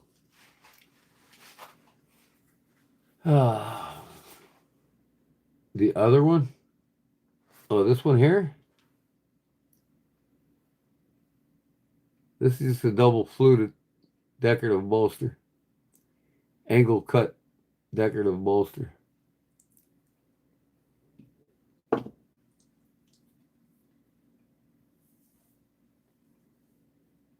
He was born in 66. I thought they'd been around forever. I carried a buck 110 in high school on my side. No laws against it. Boy, if things changed. See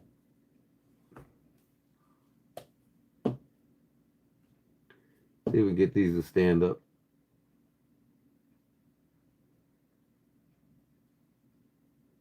They're rounded, so it's going to be hard. Oh, nope.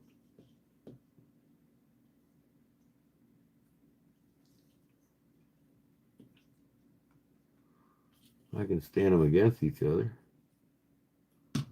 Ooh.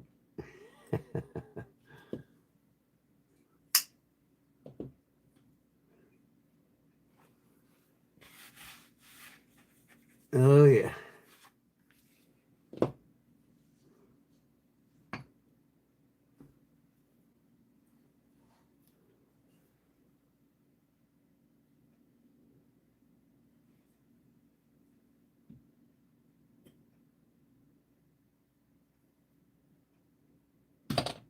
Come on, quit falling down, damn it.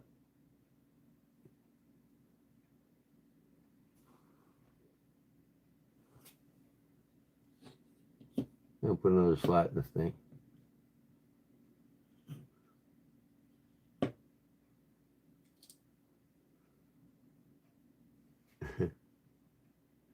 Yeah. I got the same videos showing up over and over again. All right, Barbara. This is for you.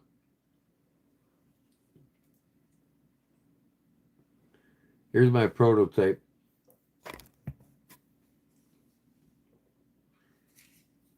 It hasn't been heat treated at all. It's just in a nailed state, but I got the bevel cut. It's a Scandi grind, primitive style knife that I'm making.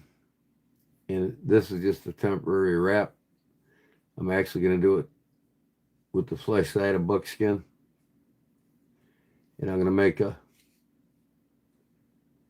buckskin hybrid sheath, buckskin Kodiak sheath. It'll be wrapped in buckskin. And then I'll do a different lanyard with the deer antler on it, probably. But this is my new prototype concept knife. I might even do one wrapped in rope. But I'm playing with it, getting it about where I want it. And what I did for the handle here, you can see the hourglass shape. Before I wrapped it, I glued leather on both sides of the tang and skived it to make that hourglass shape. So when I wrap it with the buckskin, it'll be perfect swell in your hand. And then this tang, the tang on this slightly comes down about less than a quarter inch, probably 3/16. Goes all the way across. That way when I wrap it with rope, it's the same. It's flush to the top of the blade. I might put some saw nerfings in here all the way down so you can cut something with it. We'll see. I'm toying with it now, getting it where I want it before I heat treat it. My name's Kodiak Black. When you see me, I'm white. Oh, is that so? Oh, already then.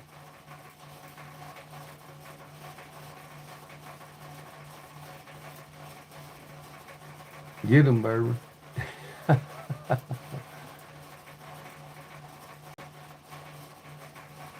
Yeah, it's gonna be fun. This is, and I also have a sodbuster style fixed blade that I did. I call it my sow buster, and it's in a Kodiak. It's a pocket drop. It's real thin. And I'm going to offer them with carbon fiber scales in different colors. And a Cerakote finishes, depending on the price. It's a builder knife. The scales are going to be interchangeable, so you get a myriad of different scales from me for it. different sheaths, Kodiak sheaths, and different size ulti clips.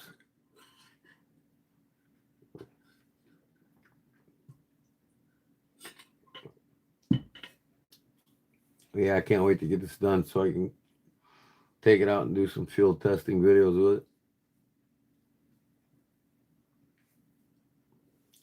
Not too much, not too little, just right. You can cape with this thing. Good old Scandi grain. Yeah, it's not even heat treated yet. So see here, I got a flat edge here. So it'll get heat treated like that. And then when I'm done, I'll sharpen the whole thing Scandi grain.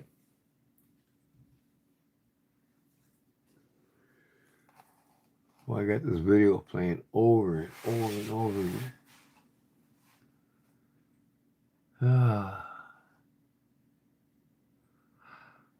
Uh-huh.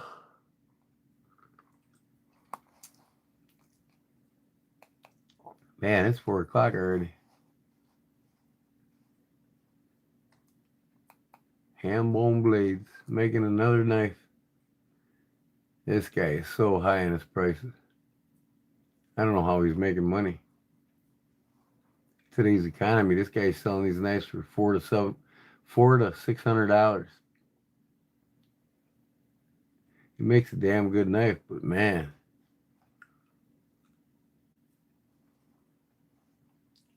I couldn't imagine selling a handmade knife for. I mean, you can see if you're really famous, you know what I mean?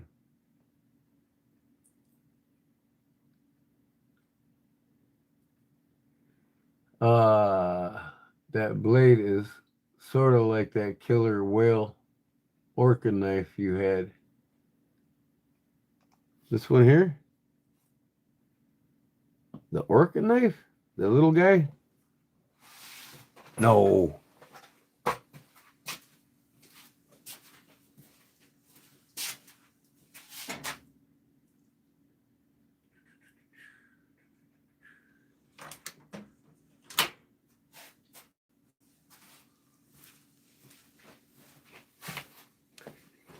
This knife here?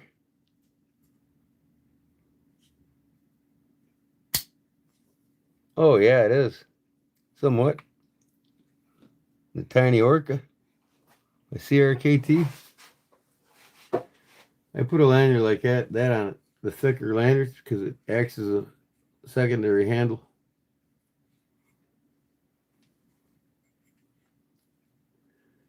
Makes it a full handle knife, right?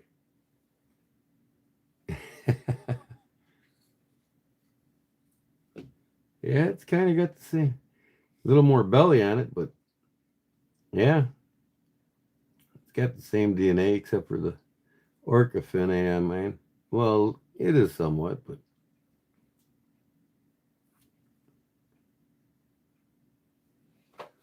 yeah.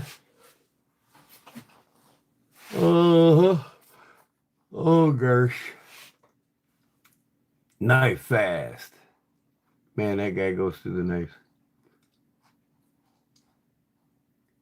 All these modern junky knife collectors. Look at this pretty knife. Look at that pretty knife. I got a bunch of pretty knives. I can buy more pretty knives than you can buy. I don't want to use none of them because they're too pretty and too expensive.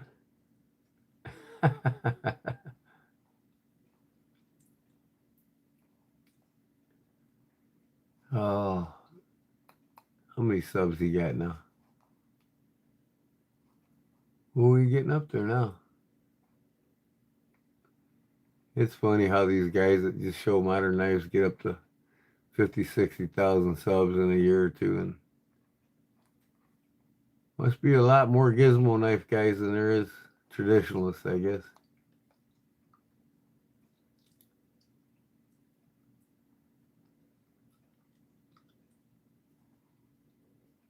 The gizmo knife gurus.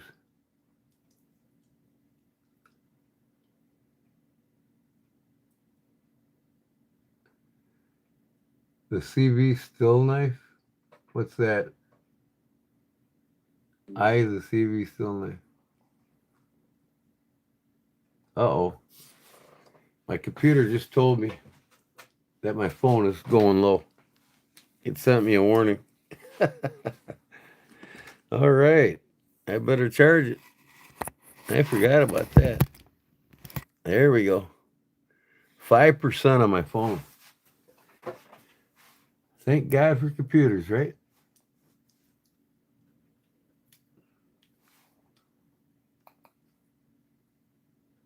All right, my phone is charging. Man, now I'm going to stay live for half an hour so it charges up. Another half an hour.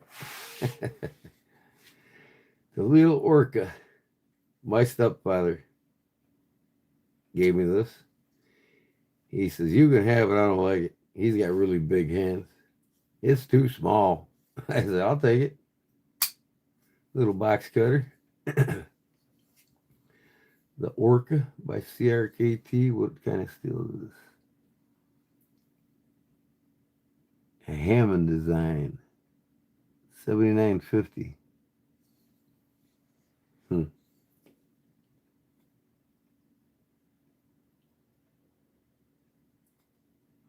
Try that one thing. What one thing? What you talking about, Willis?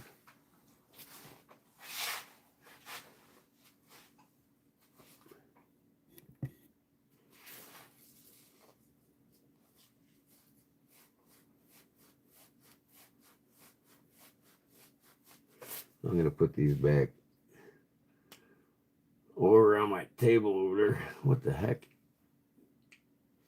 Man, got a breaker in.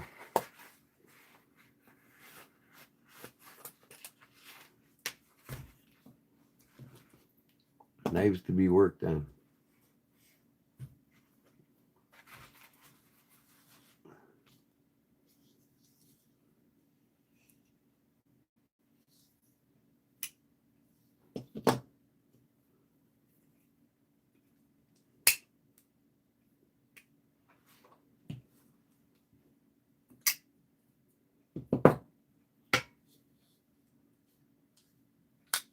I might carry this thing today.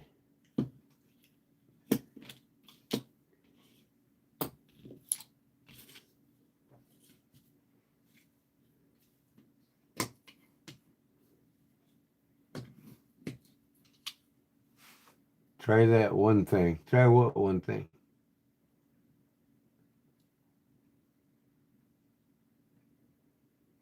CV steel knife. Huh?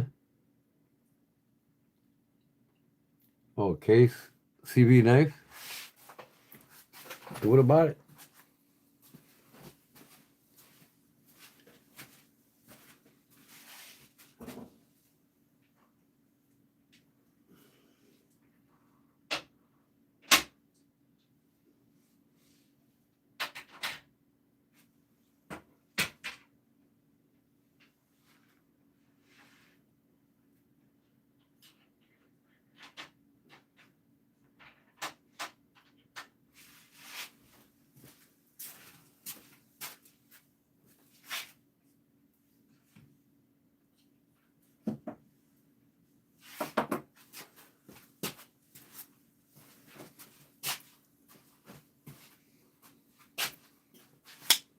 Here's my first buck 110 I ever modded.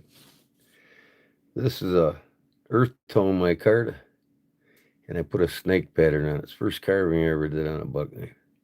And then I hammer finished the bolsters.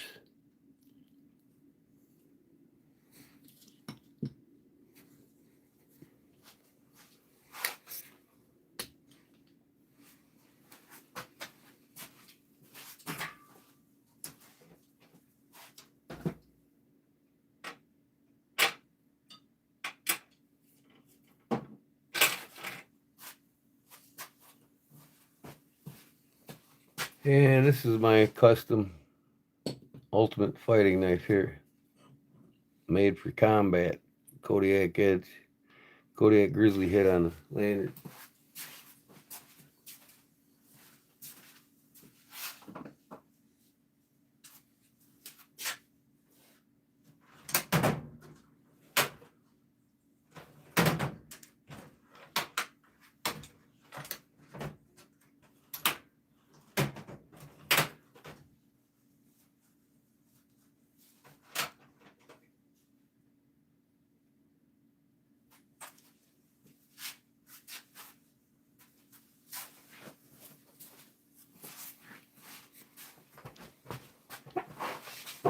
I like the look of that one.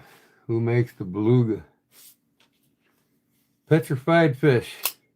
They also make a fixed blade beluga. But this is my custom scales. It's Finnish from Finland. Finnish birch burl. It's getting rarer and rarer there, and it's getting more and more expensive. Then I put a pine cone bead on the back that I made for it. On the lanyard that I made. 3D. The laminate, you mean? Yeah. It's a earth tone, they call it. Different colors of the earth, I guess. It's pretty cool. And then I made it swollen. I made, swollen scales. Fits in the hand nicely. This is an oldie too. 1970. Look at the shape of that blade for 1970.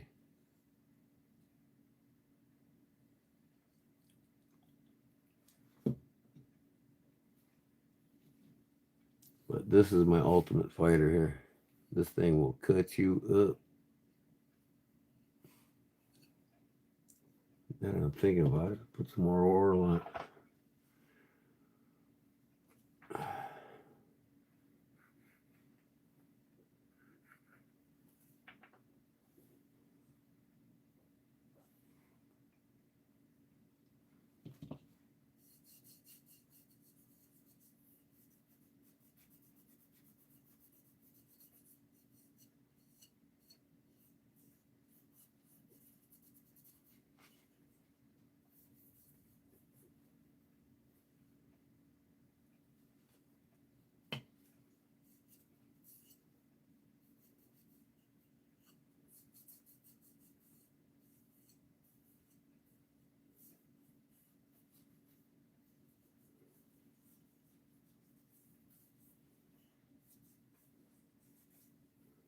Get a skull crushing pommel on it. It's made to fight. The swell on both sides fits in your hand in either position perfectly.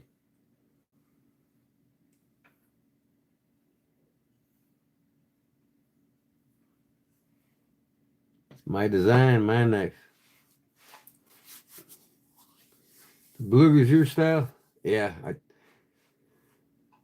this is probably the only knife that I own that I love the actual belly on this drop point blade.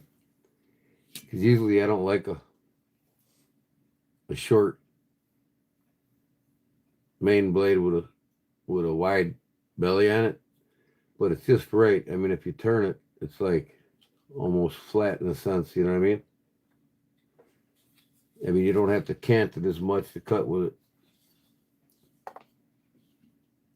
Like this one here, it's got a straight and not so much of a belly on it. That's why I love the Buck 110 so much.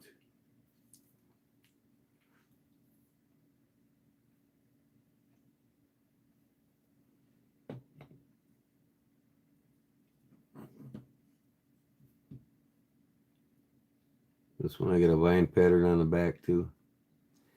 And a snake pattern on the top there.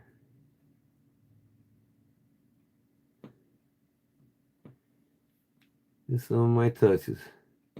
I've got another one of these in a hybrid sheath. Horizontal carry. My phone glitched right when you were talking about it. Did you make it or mod it? I made the scales. These are my handmade scales. I've got the original scales for it. I'm going to get the fixed blade beluga. I've been wanting to get it for some time now, and I'm going to make it match this one. So I'll have the set, and I'll do a lanyard on it too with another pine cone bead that I'll make for it.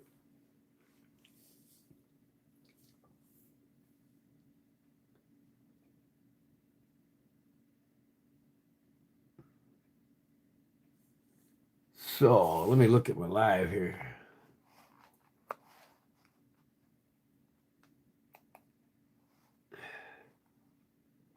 27 watching right now.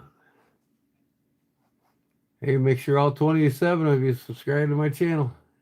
Giveaway every Wednesday night. I make it and I give it away. Sometimes I make lanyards and give them away. And I made a knife and gave it away. I'm due to do that again. I make sheaths and give them away. Multi-tool sheaths, all kinds of different things. I make EDC hanks and give them away. Here's what I'm talking about, the fluted. This is a triple flute, but this is typical. This is a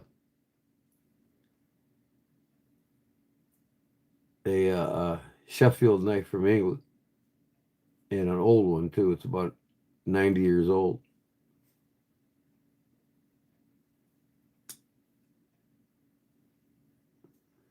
But that's typical fluting they do there.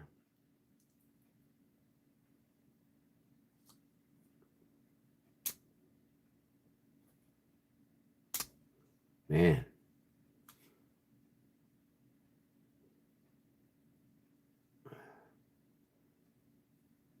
Old user.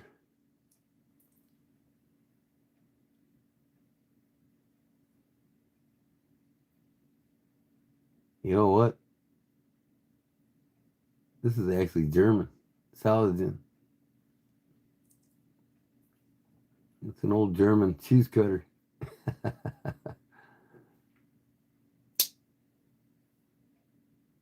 Old German cheese cutter. That's a real bone, too. Look at the patina on that bone, would you? Interesting?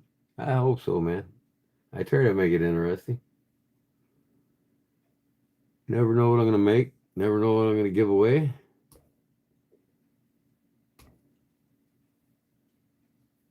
You never know what I'm going live for. This thing going to open. Corkscrew. Hey, for being 90 years old, man, that's pretty good shape. These are solid bolsters, too. They're not clamshells. See the pin? It goes all the way through. But in England, when they made these, they'd pin it, but they'd have a hole cut in the liner. And they'd have a pin on the bottom of the bolsters where it meets the liner that would go into that, and they'd pin them in the inside and the back, and they'd pin them in through the blade.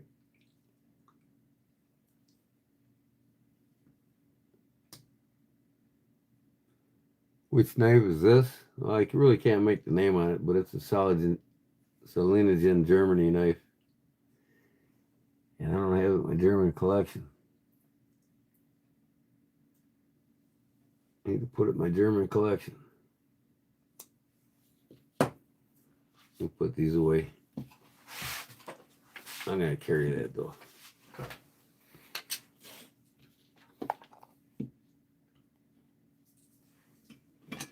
One of my German knives, my Kalashnikov.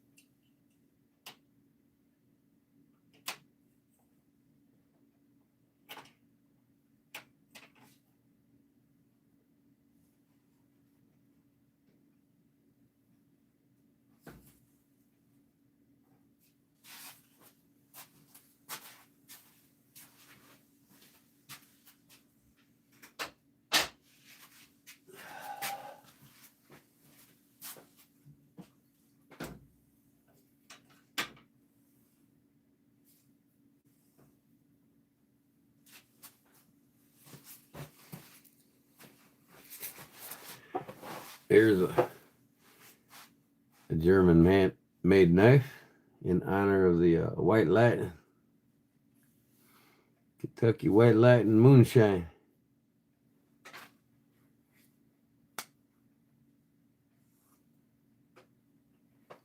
Got the moonshiner right there filling his jugs.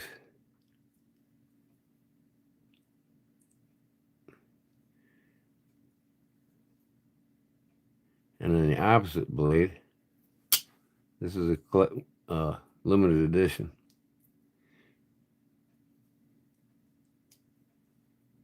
Boker Tree brand, made in Germany. Mint shape. Then you got the law here. The sheriff coming in with the gun, looking for that moonshiner.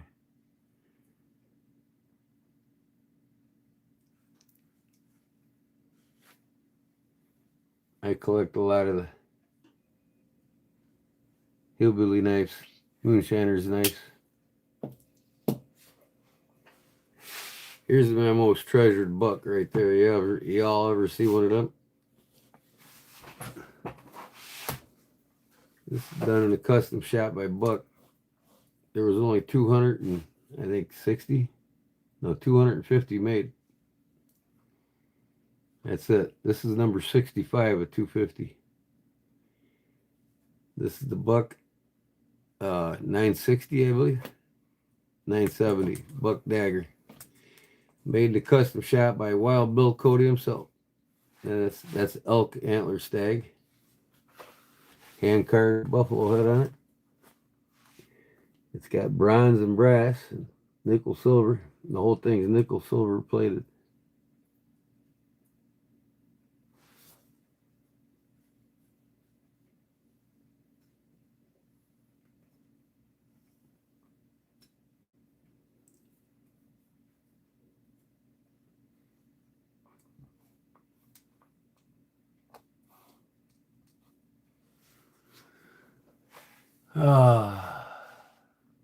Ever see one of them, Daniel?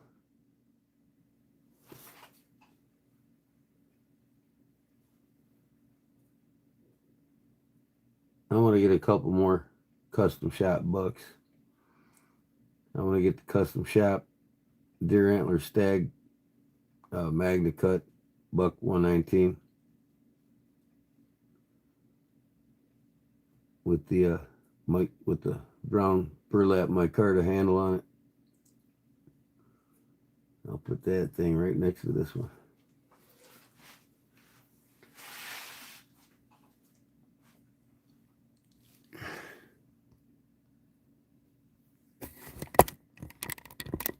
Yeah, I love it.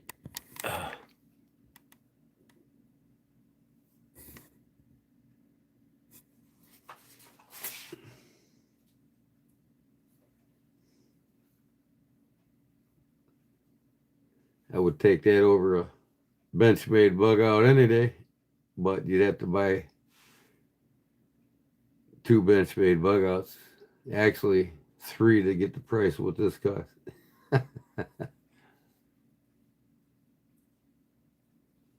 Yeah.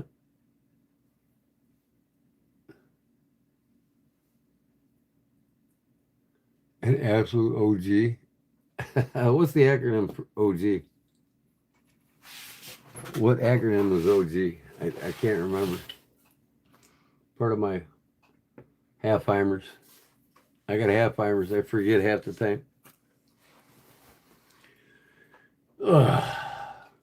Man, it's getting cold in there now.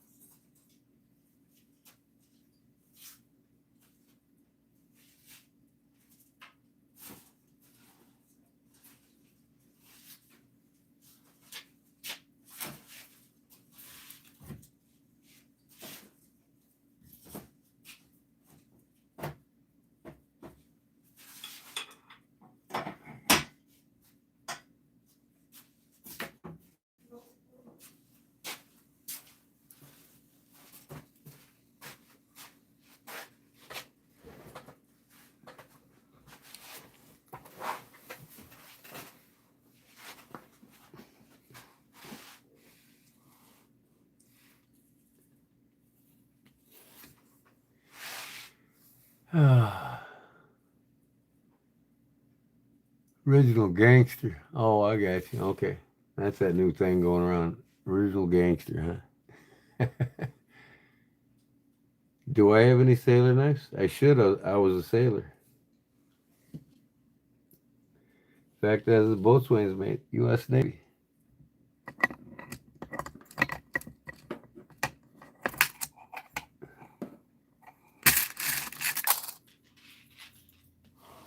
What's that tell you?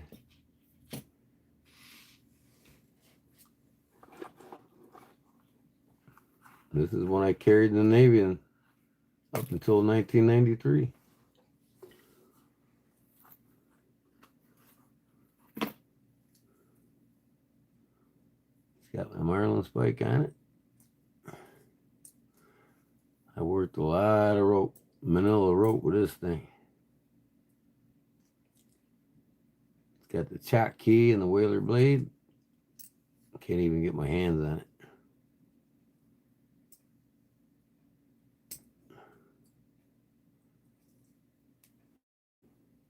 That's what I carried in 1993.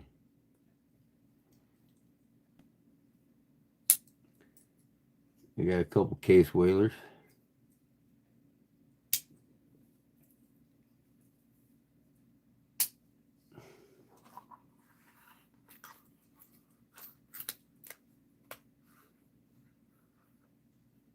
Yep, damn good knife. Served me well while serving.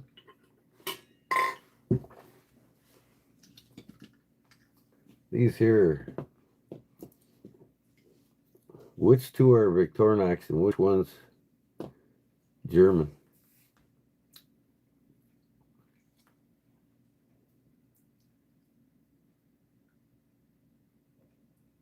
A Swiss Army knife? Well, considering most Swiss Army knives don't have marlin spikes on them, you could use a corkscrew on a Swiss Army knife to open knots.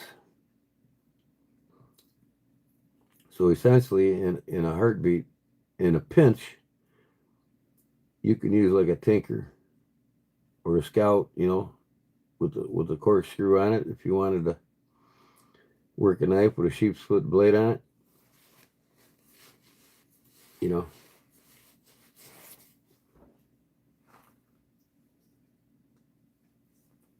This is a Victorinox pruning knife.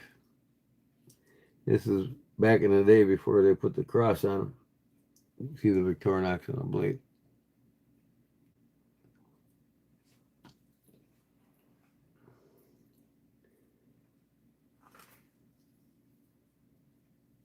Now this was a sheep's foot blade. It'd be good for cutting rope. Another Victorinox. It's a user. It's all worn down. You can see it used to be straight across. A little user I picked up for $5 because I love the old stuff. And then this one here is Campus. Pete Campus from Germany. Same style, but this is German made. Yeah, that's what that is. Boatswain's pipe. And I've used that in the Navy. Brought it home with me.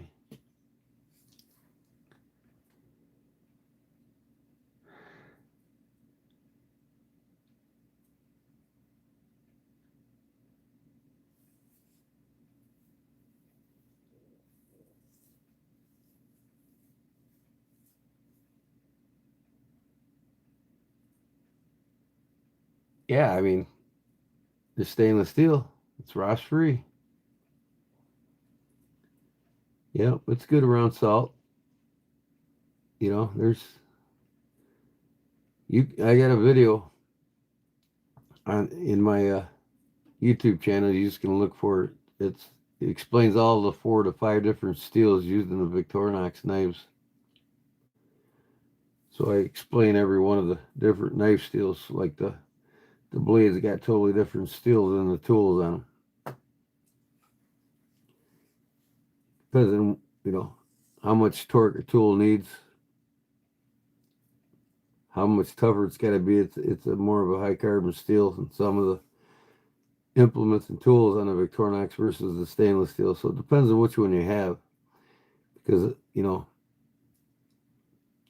2-3 Victorinox bladed knives have, you know, rust-free steel. That's good around salt. But you get with a lot of the different tools in them that have more of a high carbon steel, it's not good.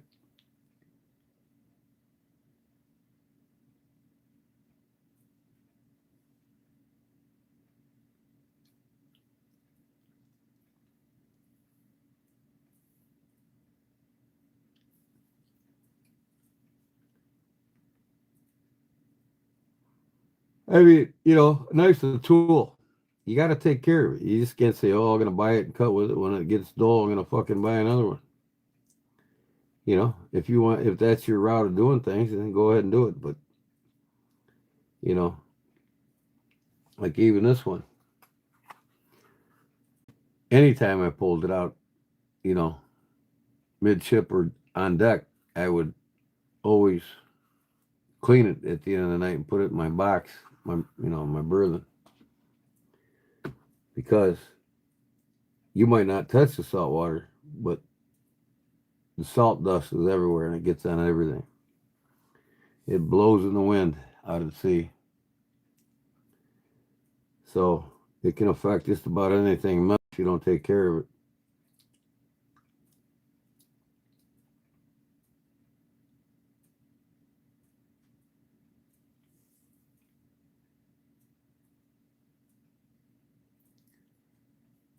No, they're not, but there's 4 to 5 different, depending on the knives you have, how big they are, how many tools are on them. Some of the tools are high carbon. You know, it's the blades, no. But there's 5 different metals. I'll show you.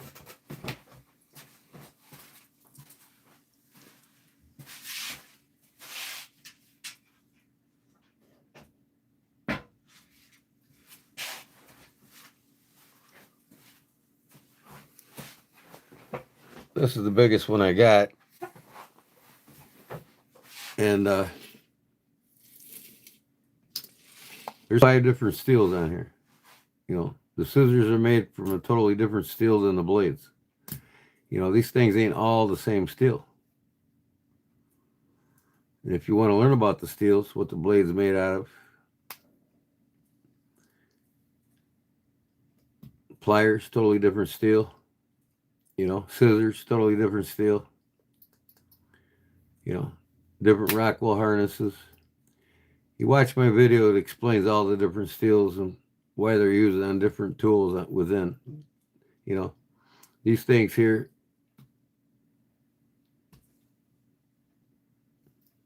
you know, they got less chromium content in them, more carbon. It just depends on how tough it's got to be.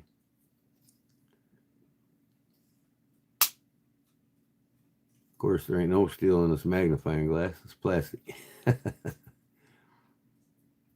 But, yeah, there's 5 different steels on this knife.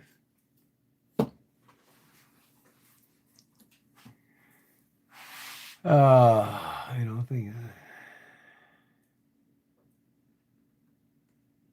One of the only good knives I currently own. Is it good if I start seafaring?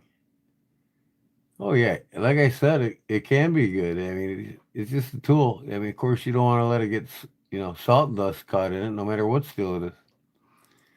You know, you'll still rinse them off, dry them up, and put them away. You just got to take care of your steel. That's all. It's good enough.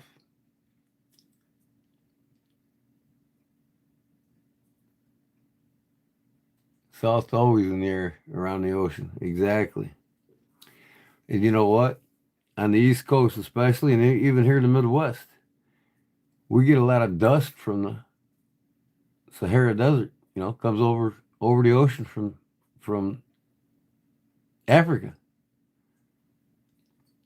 We get a lot of dust particles from the deserts. They just fly in the air and they come across. Salt's the same thing. salt water. I mean, it's in the air constantly. You know, you could say, hey, I got this knife and I never put it in the water and it's rusted on me, you know. I got these fishing reels. They never, you know, of course, you can't keep salt water from a fishing reel if you use it on the coast. But, you know, you got to clean them. Whenever we were out at sea in the ship, every time we come back, freshwater washdown. It's just something we did every time we came back. When, you know, and even in not dry dock, but at the pier, when we were parked at the pier for months at a time, we would still have a freshwater washdown because of the salt's in the air.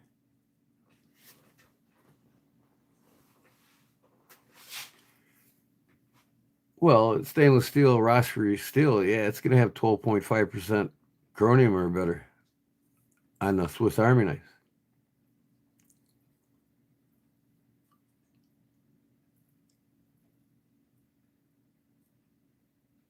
Yeah. Yeah, I mean, like I said, I grew up in Florida, so when I was a kid, so we had to take care of our shit around the ocean.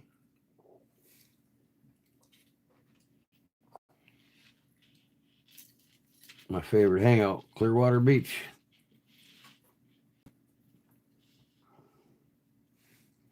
I used to go there and watch the girls pro volleyball tournaments they have right there in the Clearwater Beach. Always fun. Man, that heater is that fireplace. I got some wet wood, so it's not cranking the heat like it should. Well, hi, kitty. You guys want to go play with Mama, huh? Is that what you're telling me? Is it getting smoky in here? I'm sorry, hold on. Hi, kitty. Oh, man, is it getting smoky?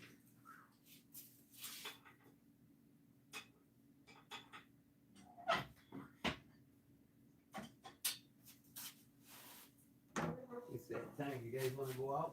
Huh? Want to go see Mama? Come on. You guys want to go see Mama?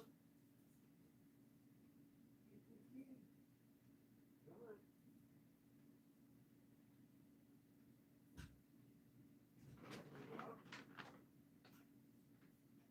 Where's Mama? It's getting smoky in here. I know. I'm sorry. You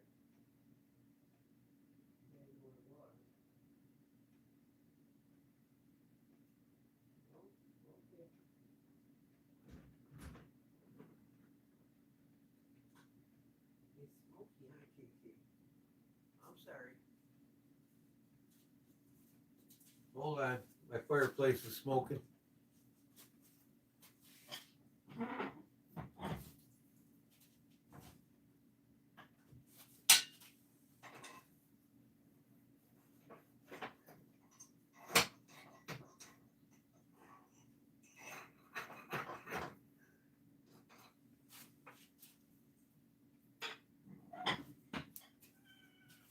Kitty. I'm sorry. Got smoky here, did it?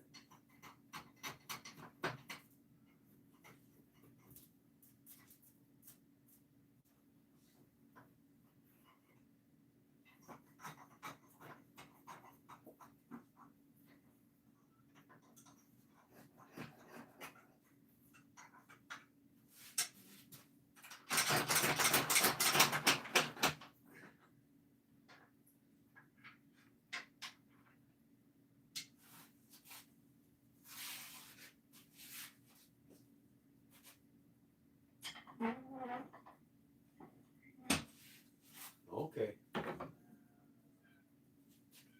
Kitty.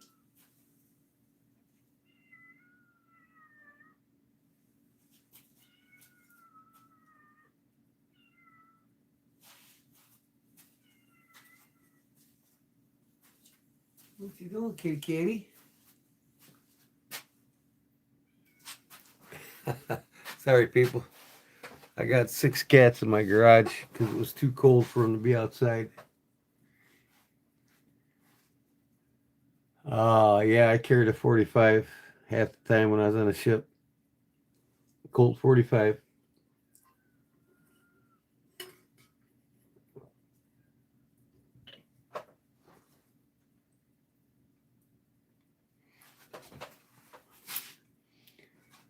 Hey guys, I'm gonna have to let these all go. I gotta take care of these cats. It's getting that time. Where you at? Huh? What are you, stuck or something, cat?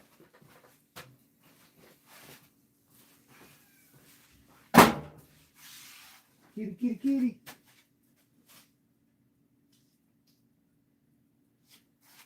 Okay.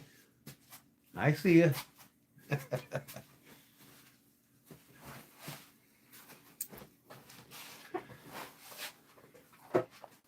The Colt 45 ACP.